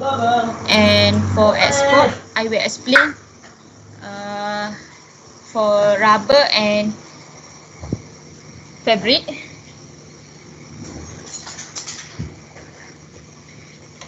Okay, for export of rubber manufacture, the export start with 1990 and increase in 2005, and then increase drastically in 2010, and then the export of rubber manufacture keep slowly decrease in 2021, and then the export of rubber manufacture are increased in 1990 until 2010 because increasing demand in automobile manufacture. And In 2021, rubber export declined drastically due to the COVID-19 effect that hit the rest of the world. The main export destination for rubber are China, Germany, United States, Turkey, and Egypt. Rubber export often dominate in the glove manufacturing sector.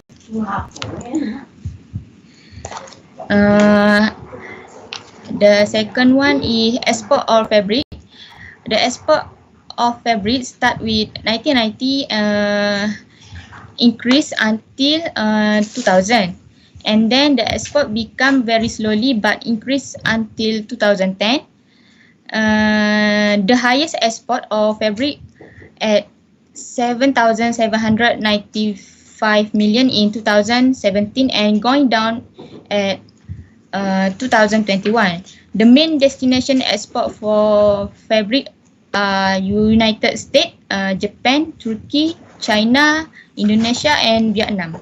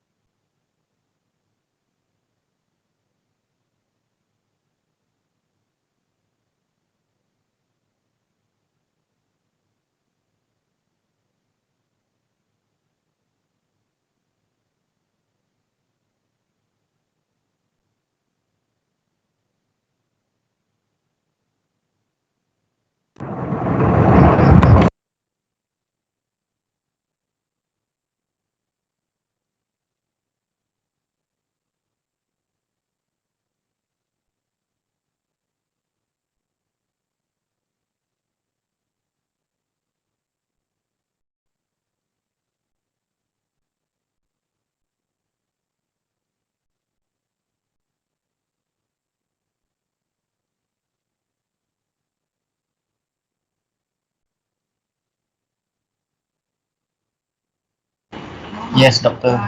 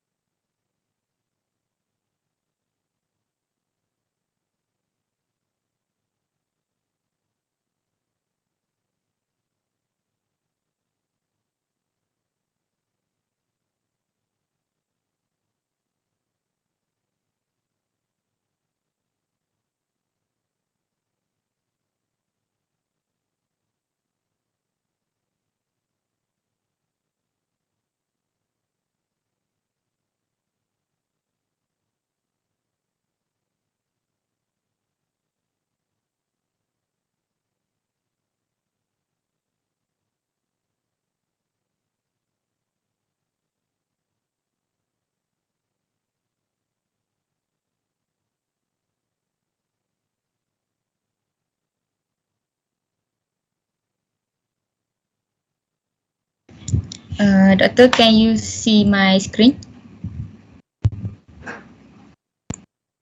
Okay. Okay, direction of trade. Okay. Total trade of Malaysia. China. China remained as Malaysia's largest trading partner for 11 consecutive years and accounted for 70.99% of Malaysia total trade in 2019. Trade with China value at 350 billion with marginal increase of 0.2% from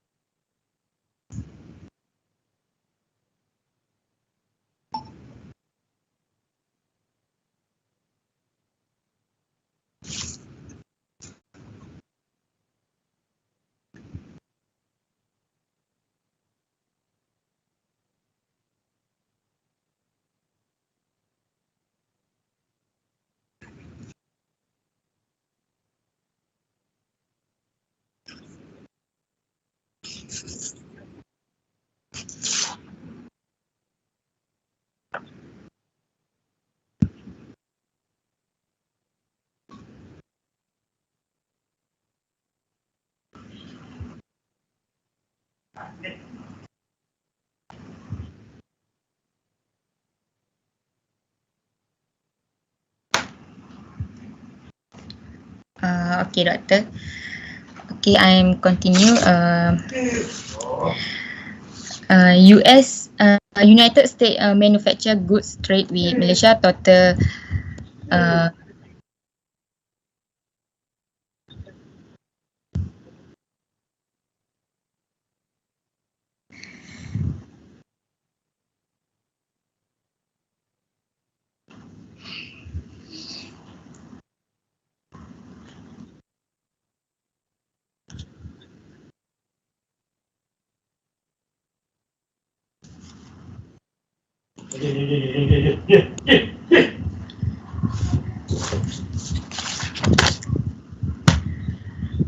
okay, I'm continue export of Malaysia to the direction of trade.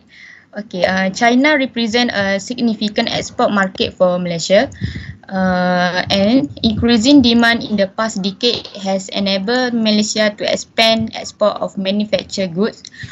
Okay, growth in China demand for input material has also helped Malaysia to mitigate the impact of the impact at the 1997 and 1998, which is Asian financial crisis, and 2008, which is global financial crisis.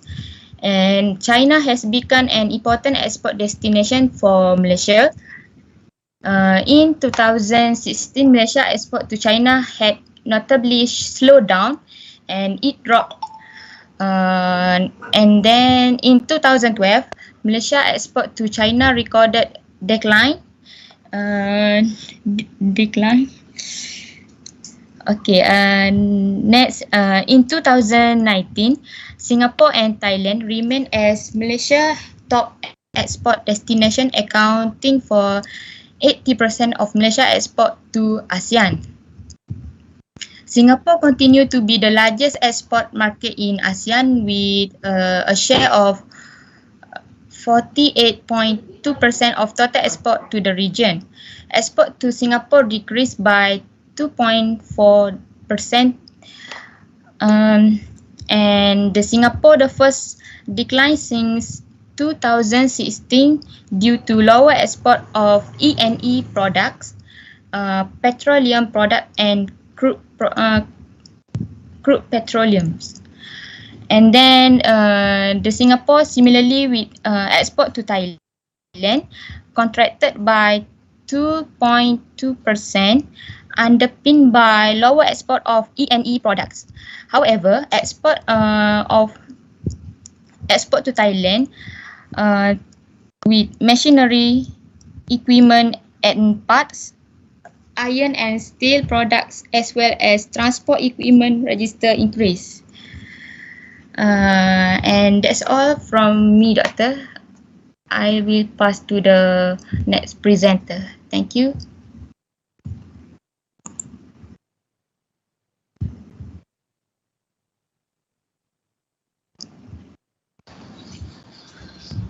Okay. Now I will continue with the next part, which is Malaysia import from top 5 country from 1990 to 2019. Okay, I will focusing the country of China and Singapore. Okay, based on the graph of Malaysia import from China are increasing from year to year. I choose to describe to the year 2004, in which there was an increase in import of 42.39%. This is due to the increasing demand for capital goods in Malaysia because Malaysia does not have modern technology to produce capital goods. In 2006, it also increased by 16.63%. For example, Malaysia import factory machinery or machine used in the agriculture sector from China. Okay, for Singapore, in 2019, Malaysia import from Singapore were 7.2 billion ringgit, decreased by 392.7 million ringgit compared to last year. The main product that caused the decline was E&E product, which decreased 238.8 million ringgit to 2.3 billion ringgit. Okay, next.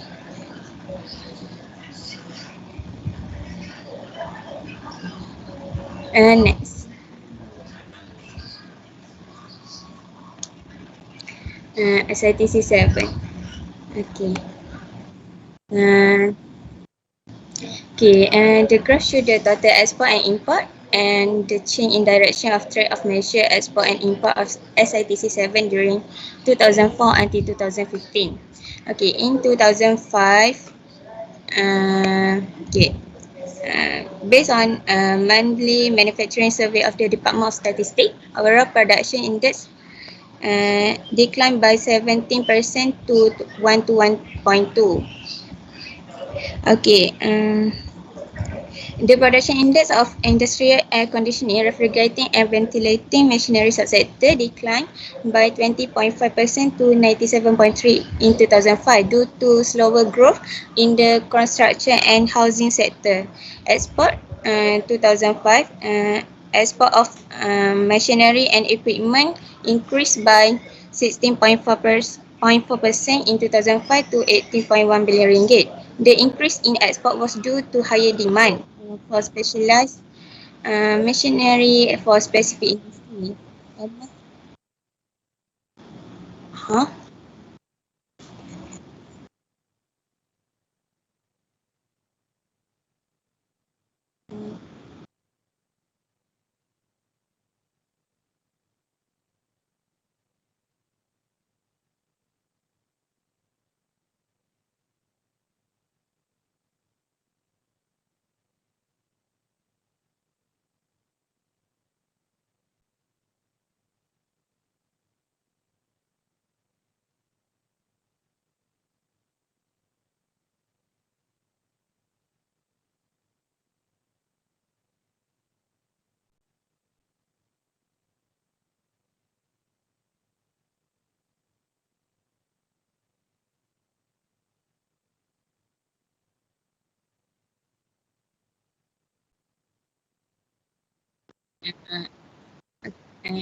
Just focus on 2005 and 2007, Doctor. Export in 2005, machinery and equipment.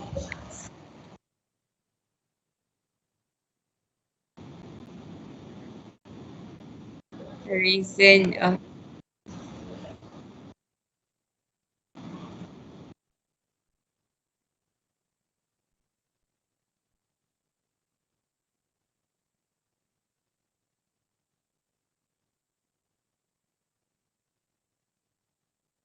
In 2005, export increased because high demand for specialized machinery for specific industry.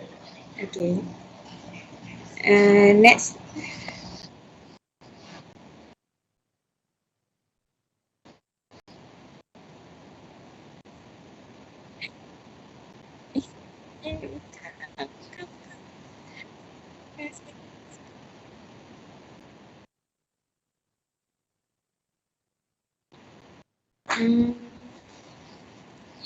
Export in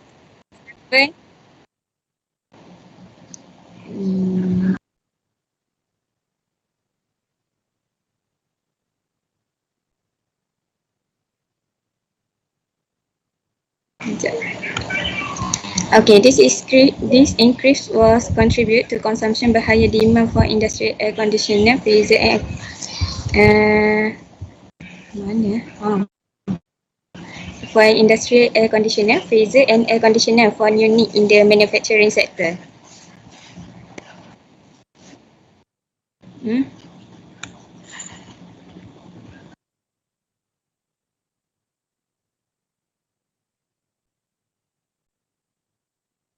Doctor, I can't hear you.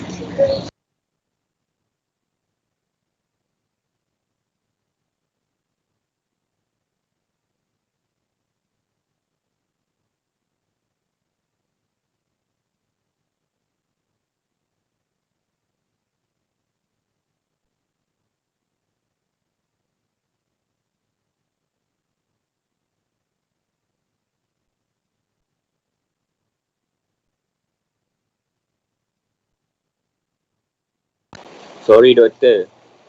Doctor, are you mute?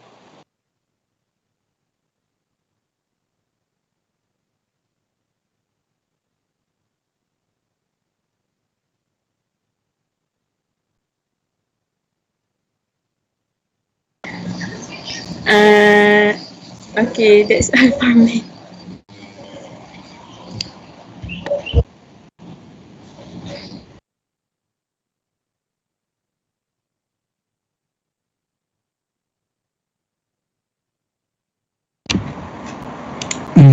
Assalamualaikum. So I will continue to present to change in manufacturing. First, we see the next slide. First, we see the graph structure composition of Malaysia GDP from 1994 to 2016. The Malaysia firstly, the Malaysia economy has been industrializing over the past 50 years. This can be seen in the decline in manufacturing sector share of GDP and total employment. In terms of share of GDP, the manufacturing sector share of real GDP peaked at close to 31% in 1999 due to the effort by the government to resuscitate the economy since mid-1998 has succeeded and the increasing in export. Thereafter, it declined almost continuously every year. This is because the export like E&E product decrease. The service sector is share of the GDP has gradually increased, even though there was some fluctuation in the service share of GDP during some period.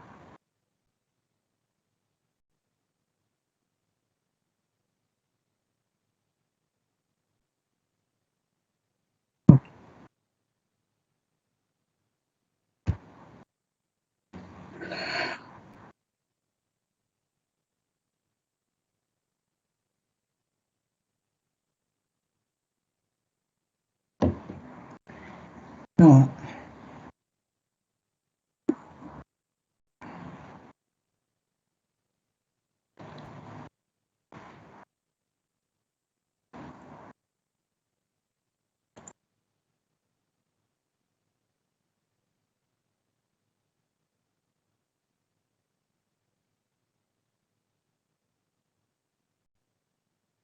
Next slide.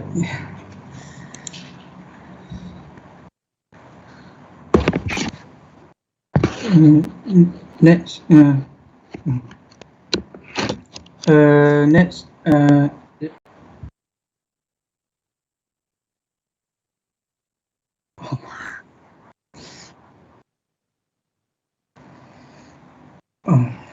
Okay.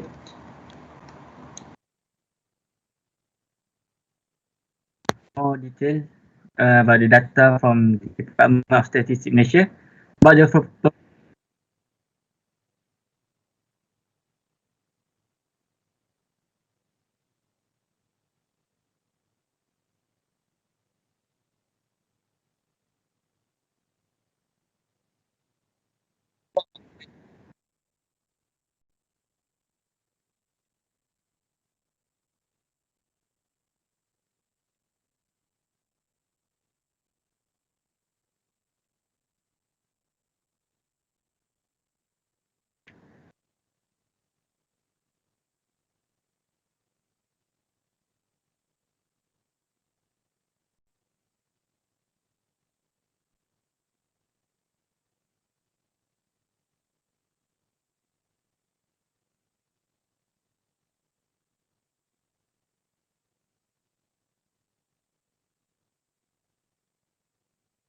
right in terms of the composition of manufacturing export, industrial machinery and equipment were the largest contributors.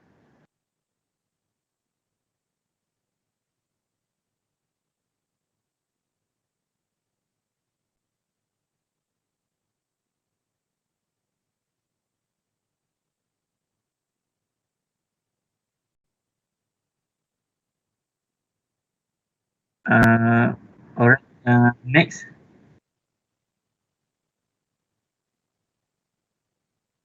Next slide.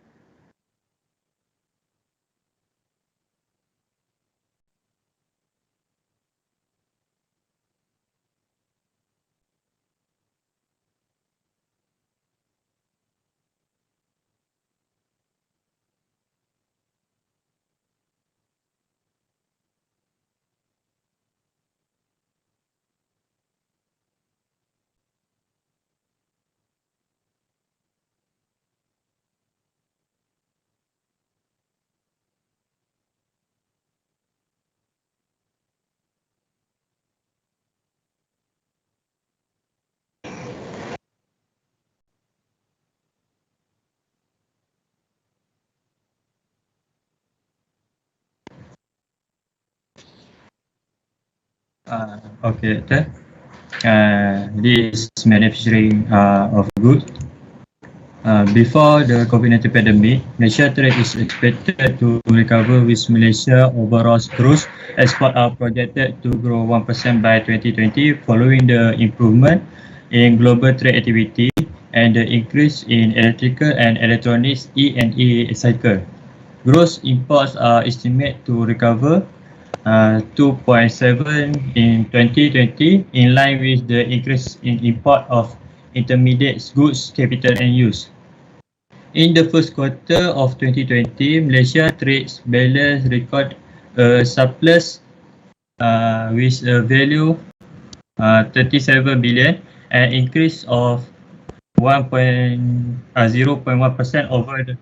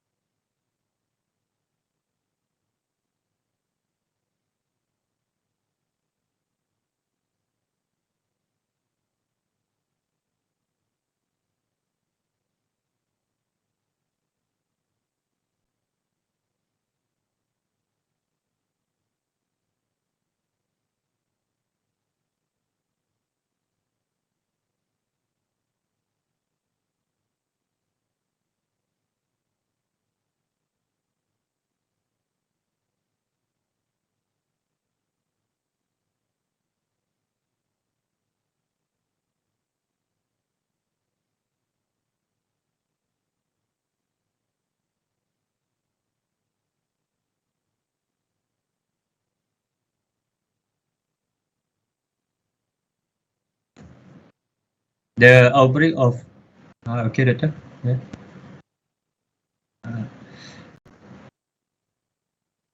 Uh, I don't know what to say, doctor. Uh,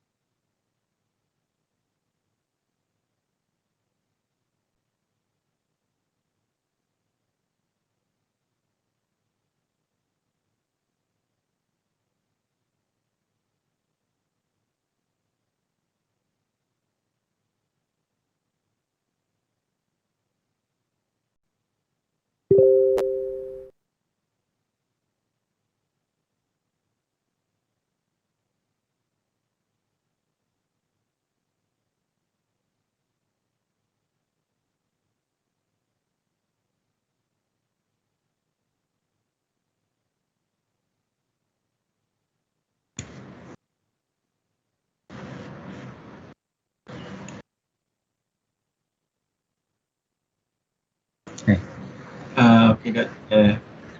Conclusion, Malaysia.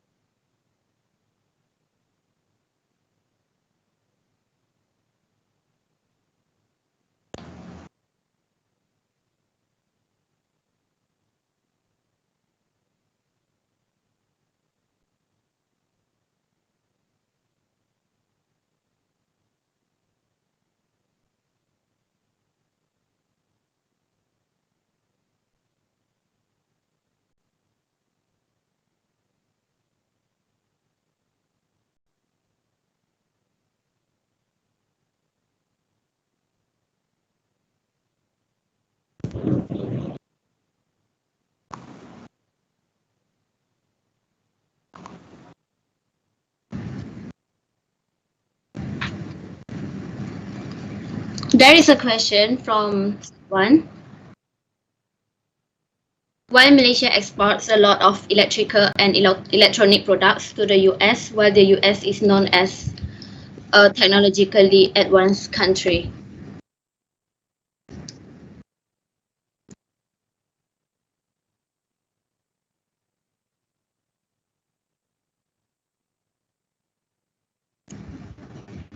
Doctor, can you let the T8 just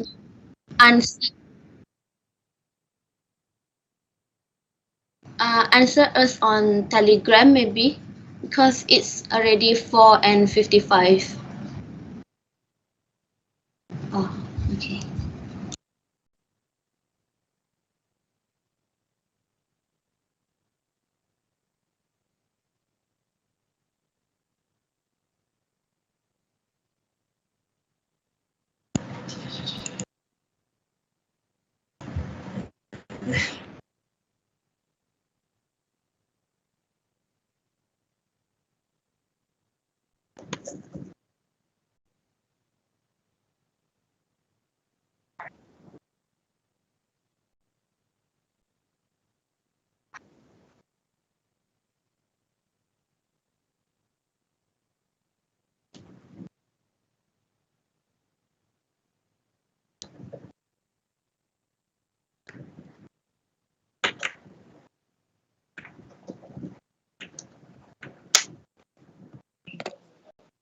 I think that for the based on the question like why Malaysia export a lot of electrical electronic. First of all, because a lot of foreign investor invest in Malaysia based in electronic because reduce their cost and so on. Because when we produce in US is high cost, so that's why Malaysia export a lot of that's why the Malaysia export to electronic to the US because the low cost.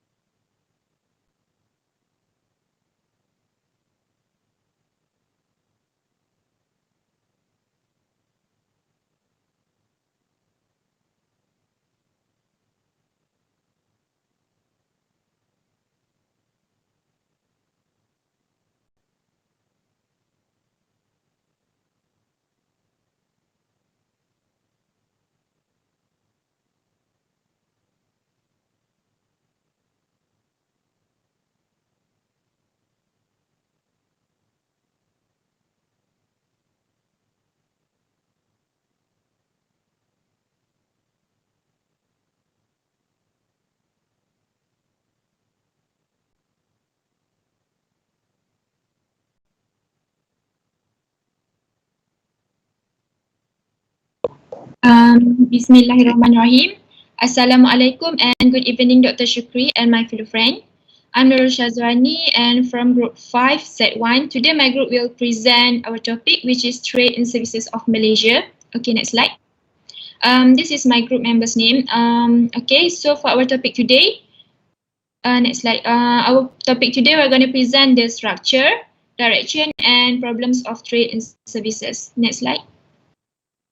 Okay, I'm going to explain about the total export and total import of trade and services. If you can see from the graph, the export and import of services decreased from 1998 to 1999. This is because Malaysia and other Southeast Asian countries have experienced two major financial crises within the past 2 decades, referred to as the Asian financial crisis, as this is often where it originated, and therefore the second and offshoot of the recent global financial crisis, which originated within the US. Next, taking the case of 2019, Malaysia's export of services reached a record high of 169.8 billion ringgit Malaysia, but the import of services amounted to 180.7 billion ringgit Malaysia, which translates to a deficit of 10.9 billion ringgit Malaysia. Nonetheless, this shortfall is at its lowest deficit level within the past 5 years, primarily thanks to a slowdown of construction activities within the country following the completion of oil and gas related mega projects, and therefore the lack of latest mega project thereafter. This deficit is additionally contributed by payment for services to shipping companies and foreign airlines, also because of the use of property insurance and pension services.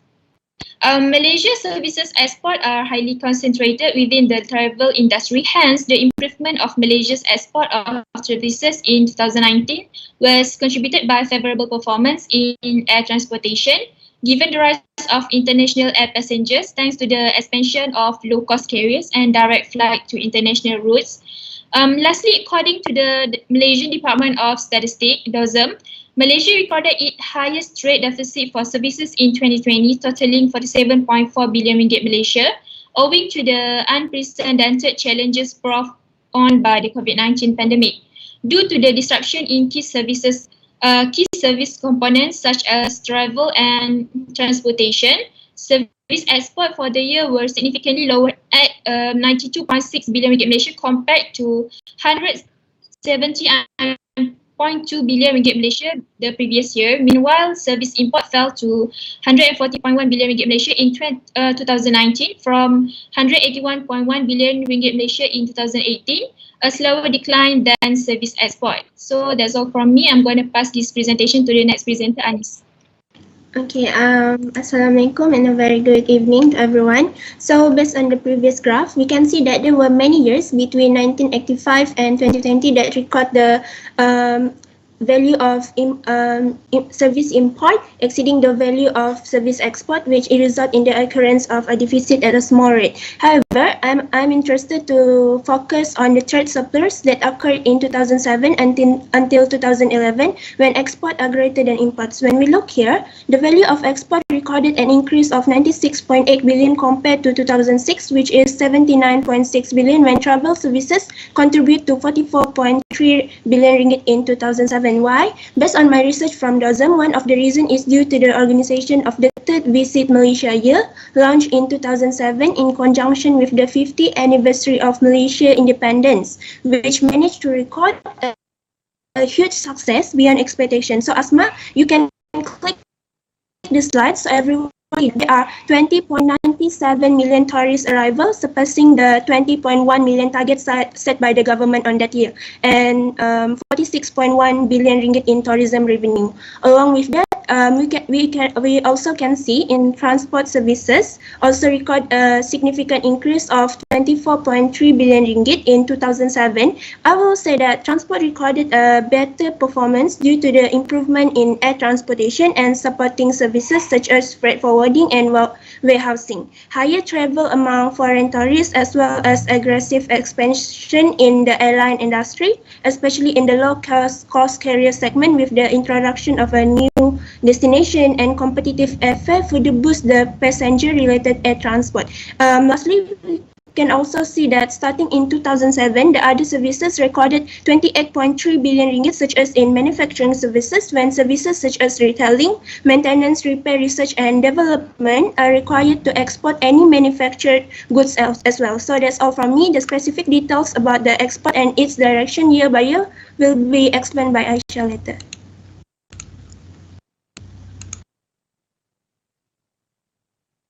Okay, thank you, Anis. So hi, I will explain about import in service. Okay, this is the same graph as previous slide. I want to highlight that from this graph is starting 2010 until 2020, import in services has increased drastically more than export. So now I will explain what happens when import more than export. According to the graph, this means Malaysia runs a trade deficit. When a country runs a trade deficit, it must borrow from other countries to cover the additional imports. At that time, imports made a country reliant on the political and economic power of other countries. So countries with a high level of imports to increase their foreign currency reserve. This is how they pay for import. So why this situation happened? In order to make manufacture products, Malaysia has import services from other countries. This is because some services in Malaysia is not available. Comparison year by year will be explained by another presenter. Okay, next slide. Okay, so now why the service sector is so related to the manufacturing sector generally? This is because the service sector plays an important role in advanced economies, not only because of its high and growing share in total GDP of more than 70% in most advanced economies, or its role for employment creation, but also as an important source of inputs in manufacturing. Okay, next slide. Let's move to the main point about relationship between services sector and manufacturing sector. Okay, for the first point, many companies that once considered services to be merely part of the operating costs are now emphasizing them as critical to providing a premium product. For the second point, using services, manufacturers are also creating dynamic feedback system that leverage a variety of customer information to match product with customers' needs and wishes.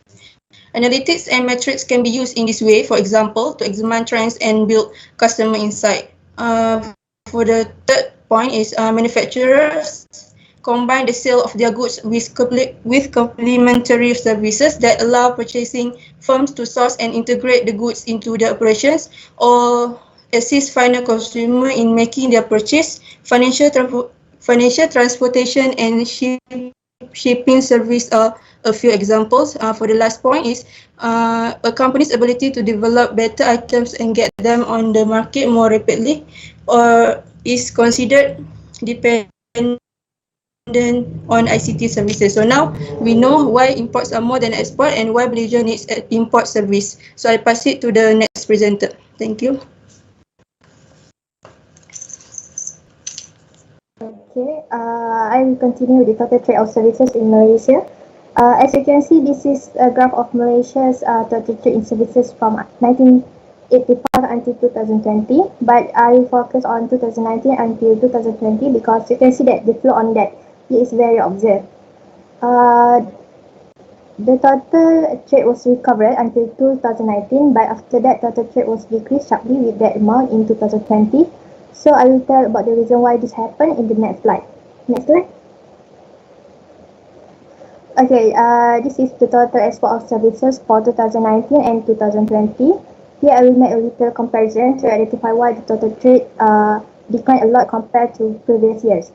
In 2019, you can see that the component of travel is the highest component in the total export, but in 2020, the travel component has decreased to only 13.6%. This is because in 2020, the COVID-19 virus has spread and the Malaysian government has decided to close the tourism sector because it wants to protect the safety of Malaysians. Next slide. Okay, next we look at total import, where in 2019, the component for other business services is 18.2% of the total, but in 2020, this component increased to 21.3% because during the COVID-19 pandemic, Malaysian offers goods online from abroad, especially from China, and at the same time, it needed services to facilitate the business process. Next slide. Okay, this is the top 5. Yes, doctor?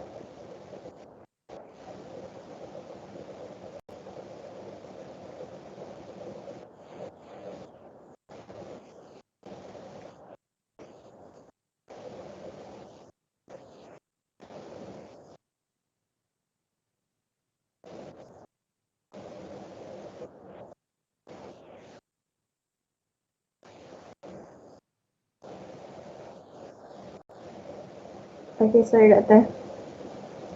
Okay, this is the top 5 country in 2020.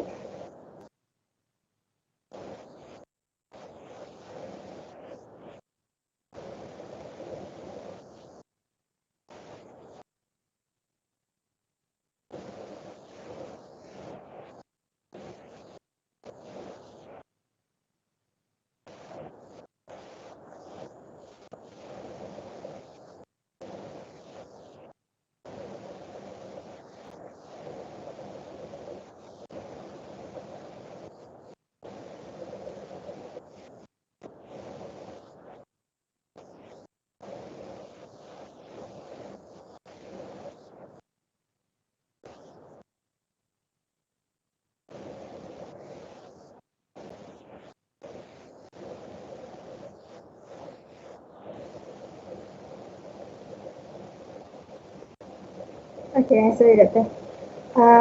Let me continue to this slide.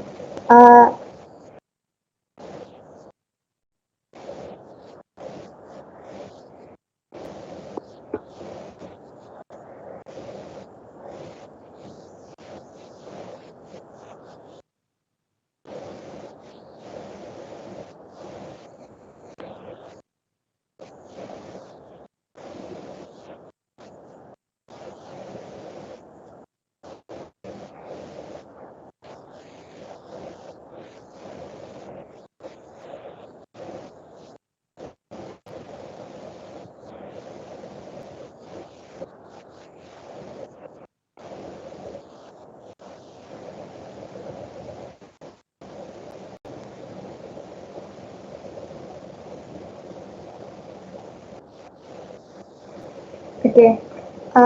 This is the top 5 countries in 2020. The USA overtook Singapore by being the top destination of Malaysia services export, which is mostly in manufacturing services and other business services. Singapore, which was the leading market for export since 2010, became the second destination which is pulled by export of travel. This was followed by United Kingdom, Hong Kong and China, which collectively amounted to 15.4 billion ringgit mentioned in 2020. That's all from me. I will pass to Aisha to continue this presentation. Thank you.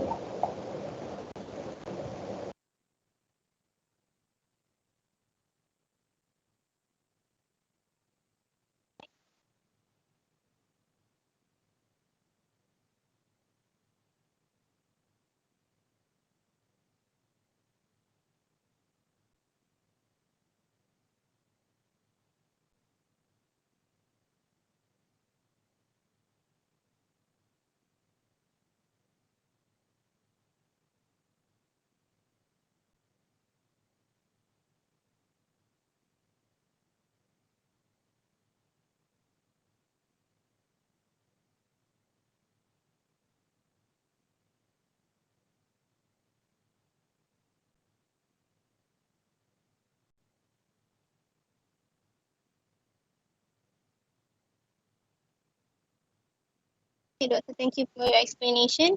So I will proceed. In the early 1970s, we focus on the export part, the red line. In the early 1970s, yes, Doctor.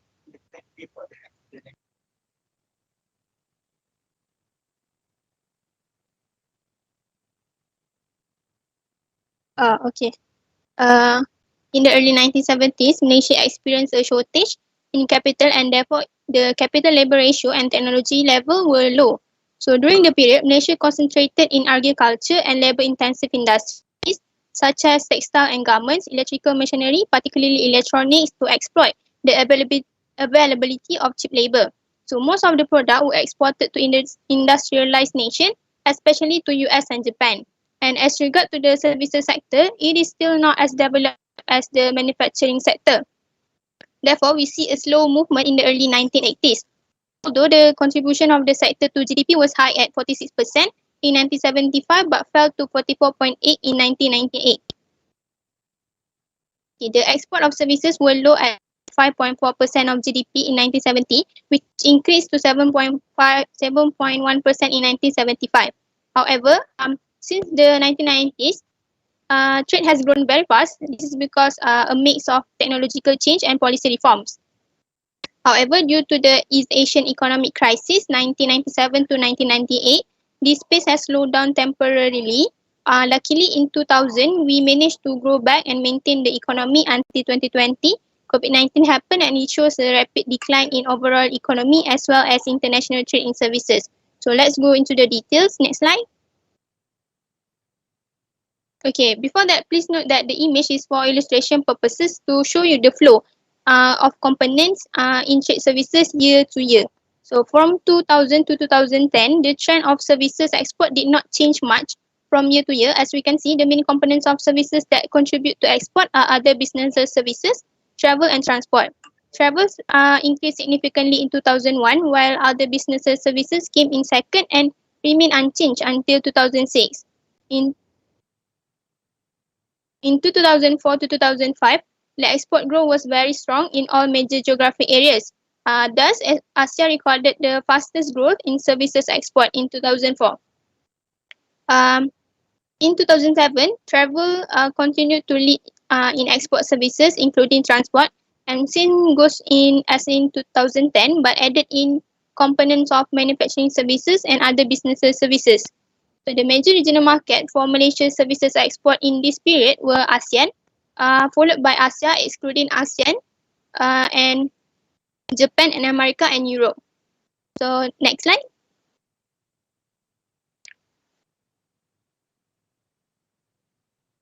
Okay, to save time, I will not discuss the year 2011, 2016 and continue 2017. But what I could see is in 2015, we started to see the rise in components of telecommunication, computer and information services. So,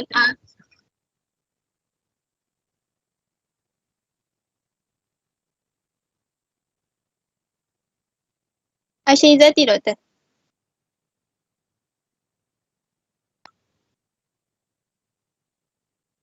Okay, thank you, Doctor. So next slide.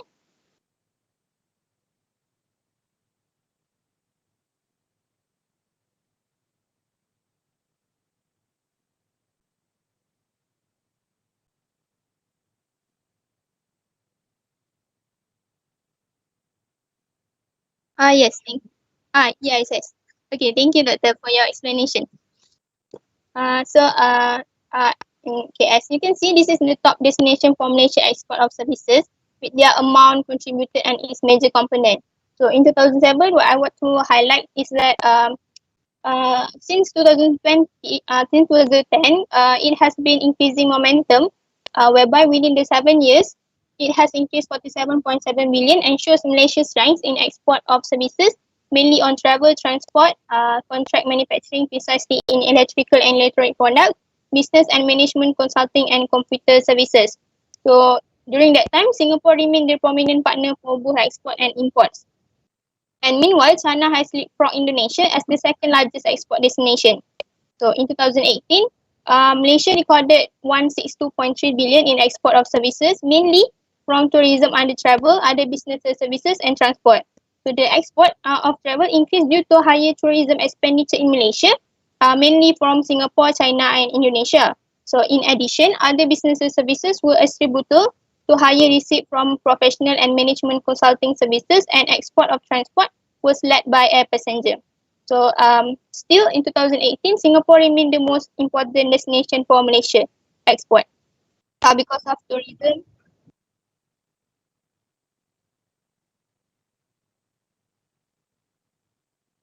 Oh, okay, sorry Doctor for the Okay, so USA remain the leading markets for export, manufacturing services, and China for tourism expenditure. So in 2019, Malaysia services export reached an all-time high by recording 170.2 billion, boosted by favorable performance in travel, air transport, and professional services. So travel remained as the largest component by contributing almost half of the total export because of encouraging tourist expenditure, mainly in shopping, accommodation, and food and beverages. The leading markets for travel were Singapore, China, and Indonesia, while export on manufacturing services was mainly to USA. So in 2020, Malaysia export of services recorded 92.6 billion as compared to 170.2 billion in the preceding year because of the disruption in the key services component, travel and transport. So the export decreased by 7.6% amid the lockdown measure in many countries that affected technical and trade-related service activities. Travel, the mainstay of Malaysia services trade all this while, has faced a challenging situation. Okay, so because of that, export of travel nosedive 84.7% due to substantially lower number of tourist arrival. Nevertheless, services that undergo accelerate digital transformation in the forms of teleworking, video streaming, cloud computing, and other digital services seems to perform much better during the COVID-19 crisis, and this component of export increased by 7.9%. Besides that, personal and cultural recreational services posted a higher export at 2.4 billion because of fastest growing gaming through digital platform as well as flourishing streaming entertainers like YouTubers and TikTokers. So in 2020, USA overtook Singapore, being the top destination of Malaysia as service export, and Singapore, which was the leading market for export since 2010, become the second, followed by export of travel. So to conclude my point, export of Malaysia in terms of services has showing a great progress since the early 1970s, and the ups and downs in service export is due to some events that could not be avoided, such as East Asian crisis and COVID-19. So therefore, all this while, thanks to components of travel, transport, manufacturing services, telecommunication, computer and information services, and other businesses services as the major contributor for our export in services. So based on the observation, next slide, we found that the major trading partner in export of Malaysia services for at least 10 years period are China, Singapore, Indonesia, UK, and USA. So that's all for me. I pass to the next presenter.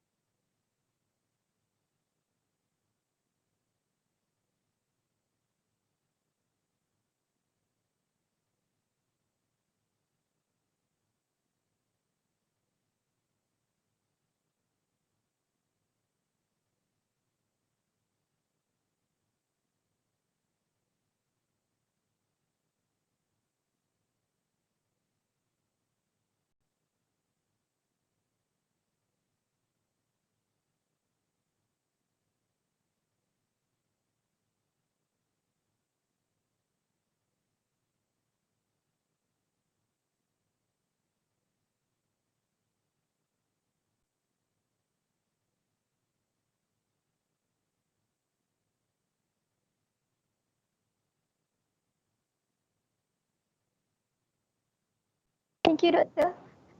Assalamualaikum. And now I will continue. In 1997, the data shown that import of services suddenly went down due to the Asian financial crisis during 1997-1998. The Asian financial crisis began in Thailand when Bangkok unpacked the Thai baht from the US dollar, and that time Malaysia also badly affected during this crisis when the value of Malaysia ringgit was down by almost 50%. And then once again in 2008, the import of services for Malaysia fell because of the global financial crisis 2008-2009 that started in the US. It was caused by excessive lending by banks, especially housing loans. For Malaysia, the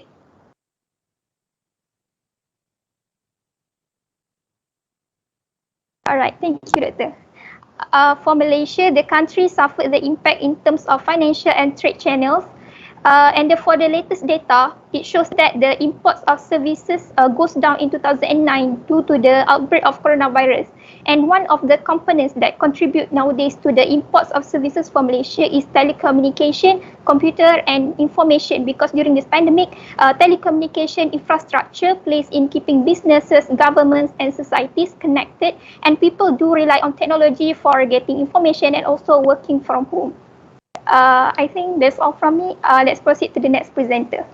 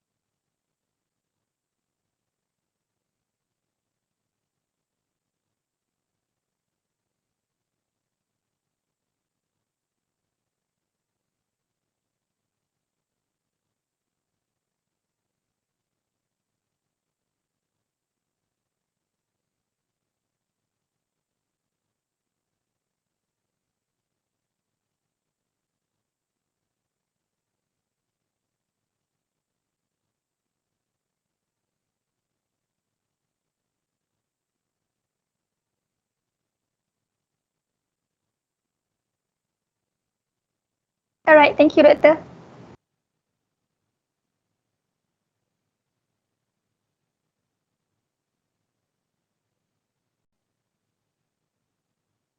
Okay, thank you, Doctor. Good evening, everyone. The first problem regarding the service of trade is language barriers. Despite the availability of online translators, but language still become the major disadvantage of international trade. Marketplace is filled with examples of poorly translated products with names that got misconstrued in another language. To solve this kind of problem, we should using a market agency to review all companies' material before rolling out the service or also the products. Next slide, please. The second problem regarding the service of trade is cultural difference. Cultural difference are never documented. Unwritten rules are of common in countries that hard to uncover and can be even more difficult to solve. For example, the word yes in Eastern countries means the person understand what are you saying, but they might not agree with you. But the word yes in Western countries means the person means agreement. So this proves that the difference between the Western and the Western and Eastern country. Thank you.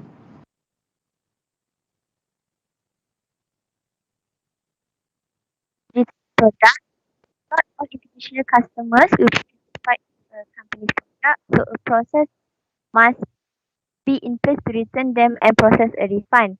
And a refund can through credit cards and online and physical return shipment can be complicated and costly. So a company needs to think about how the product will be returned and who will pay the cost of shipping it back. In some cases, companies give a customer a refund and won't require the item to be returned since that cost is high. Next slide, please. Alright, thank you. So next problem is frequent market changes. It is difficult to anticipate changes in demand and supply conditions abroad because the prices in international markets may change frequently, such as due to entry of new competitors, changes in buyer preference, changes in import duties and freight rates. So the more money that is leaving the country, the weaker the country's economy. Thank you. I will pass to the next presenter.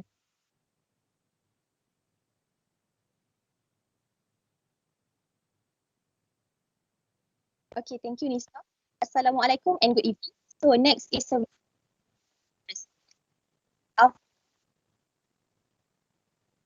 how will there be service when, of course, again, language and culture considered to the problems of upfront expressing differently in and if a company are not able to staff 24 hours set up front. So we move to the last slide, please.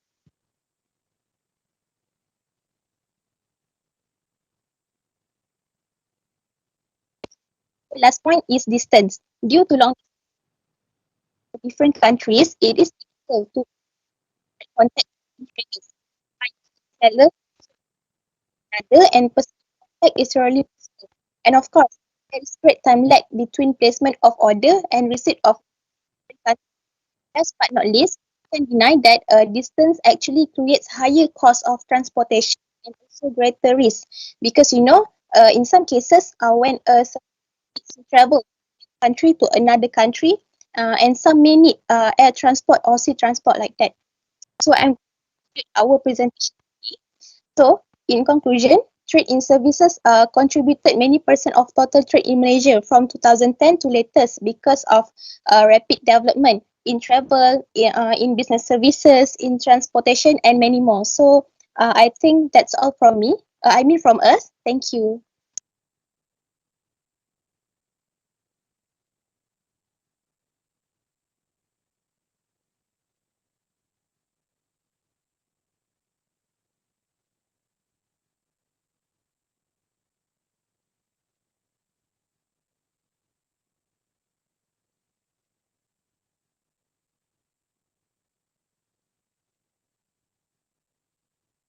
Yes, Doctor.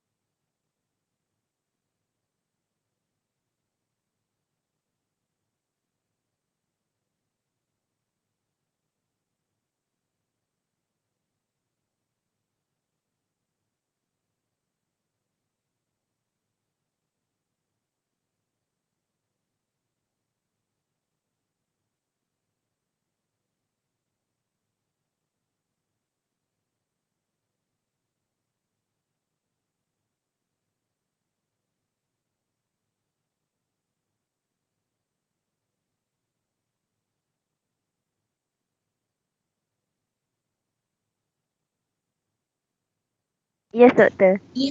Yes, doctor. Thank you for your comment.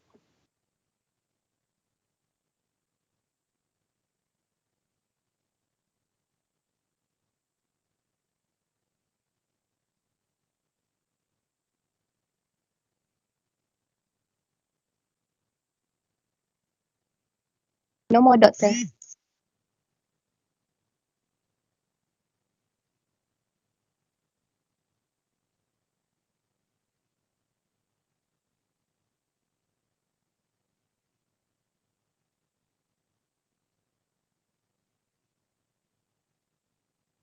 Doctor, doctor, for other group that did not present, when can we present? Okay, okay, doctor.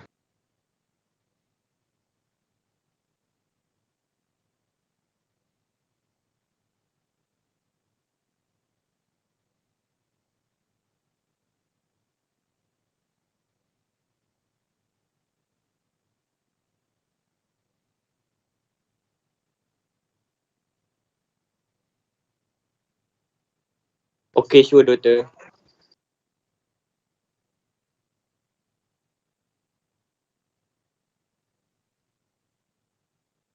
So we need to open camera, right, doctor?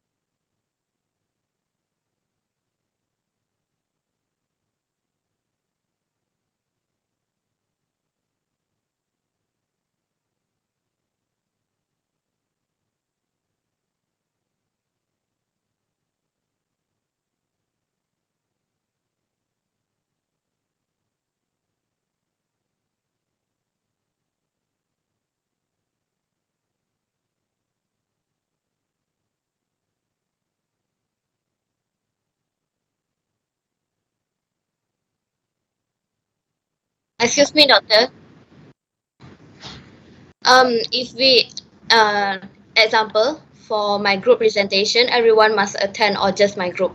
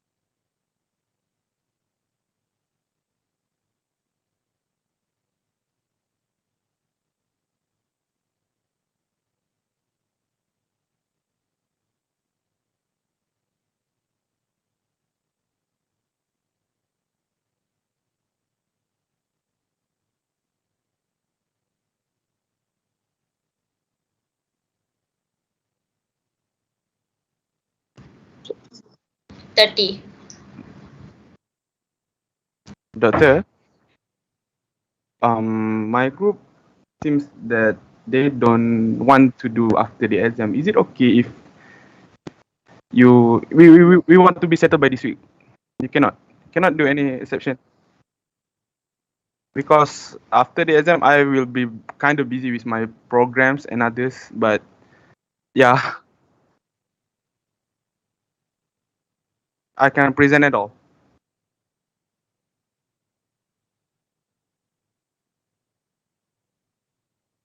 I'm the PC for MMM, so I'm afraid. Minggu Mesra Mahasiswa, so I will be afraid that It's just like orientation week. for the orientation. So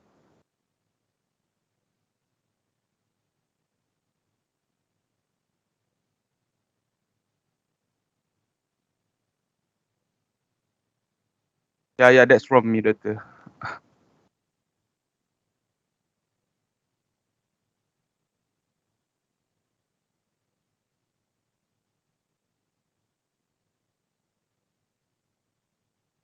If everyone agree to do class presentation class tonight and everyone is here, would you let us? Yeah, will that be okay, doctor? So like Yes, doctor, we not tonight.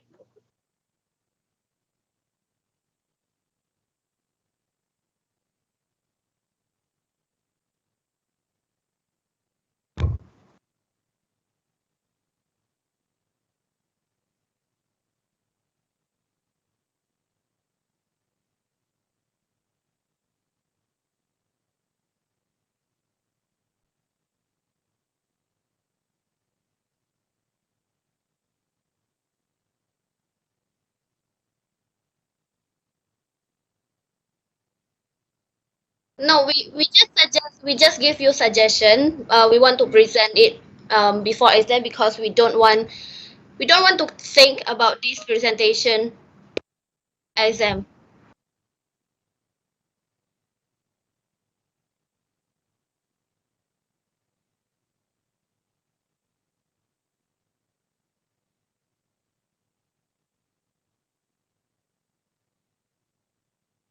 Can we just do presentation class tomorrow? Yeah. Tomorrow cannot, doctor. We just want to be settled this thing by after this. Then we can think about the COVID presentation after that. Yeah, we still have your COVID video, the assignment. For those who have passed, it's okay for them, but for us, just will double thing for us to think. Is it okay? But I have asked our group, but most of them agree with us for us presenting tomorrow. Is it okay for you guys?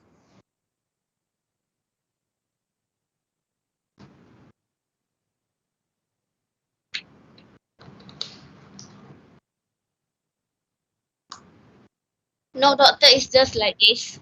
Our exam will be finished at like 25th of September, 25th of September.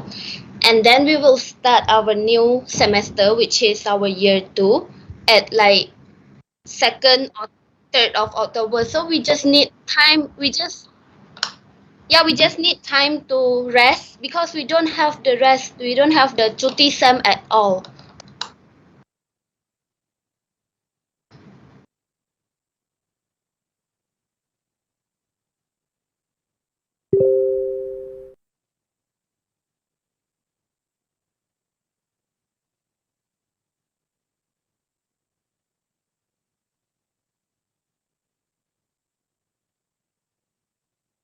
Yep, doctor. So if let's say we set by tomorrow, we still can have a week off without thinking any of presentation or other assignments. So yeah, I'm very hoping that we can settle it by tomorrow.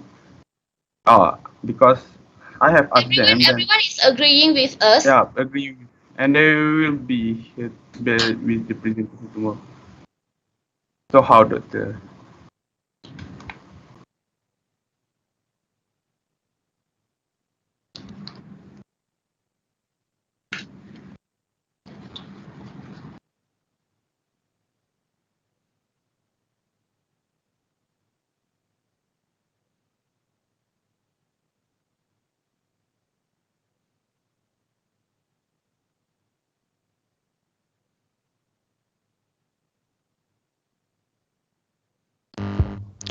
So doctor, what's the conclusion?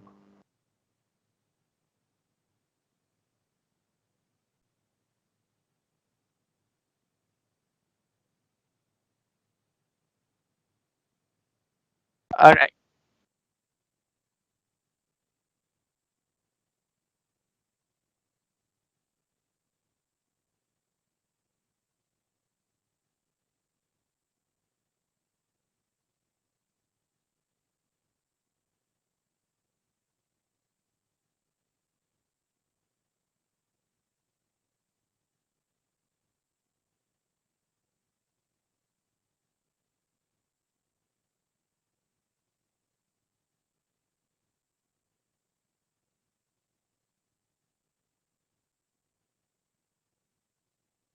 Okay, sure, doctor. Thank you.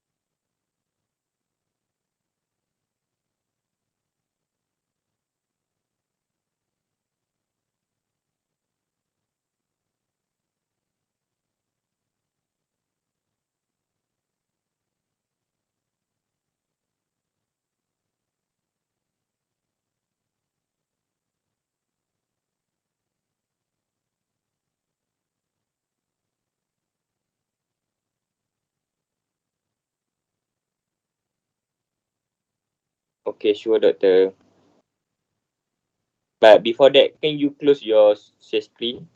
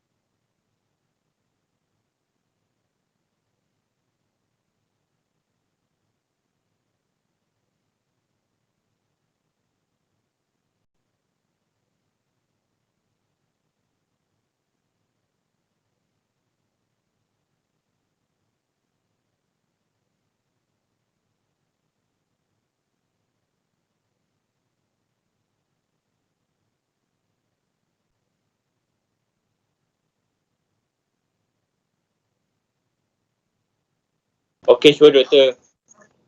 I already take the photo.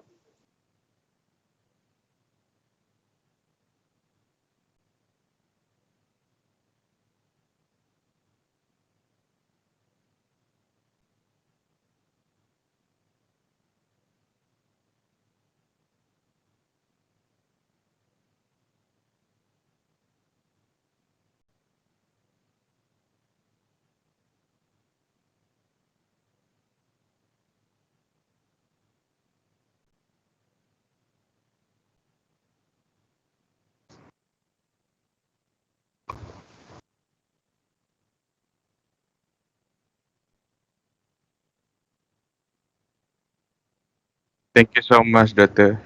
Have a good day. Bye bye. Take care. Good asar, good asar. Bakarah, bakarah. Thank you, Doctor. Thank you, Doctor. Thank you, Doctor. Thank you. Thank you, Doctor. Thank you. Thank you, Doctor. Thank you, Doctor. Thank you, Doctor. Thank you, Doctor. Thank you, Doctor. Thank you, Thank you. Doctor. Thank you, Boleh, Doctor. Doctor, boleh. Thank you, Have a nice Doctor. day ahead. Thank you, Doctor. Assalamualaikum. Okay, Doctor. Thank you, Doctor. Thank you, Doctor. Thank you, Doctor. Thank you, Doctor. Assalamualaikum.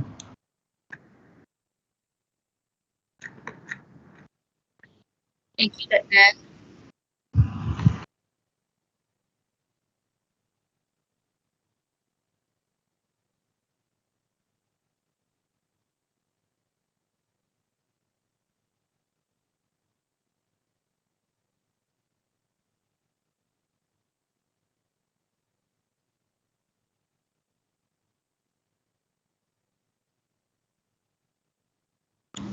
Thank you, Doctor. Sorry for our mistakes.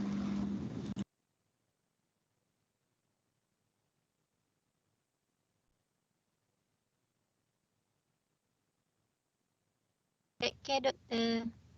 Thank you, Doctor. Thank you, Doctor. Assalamualaikum. Salam.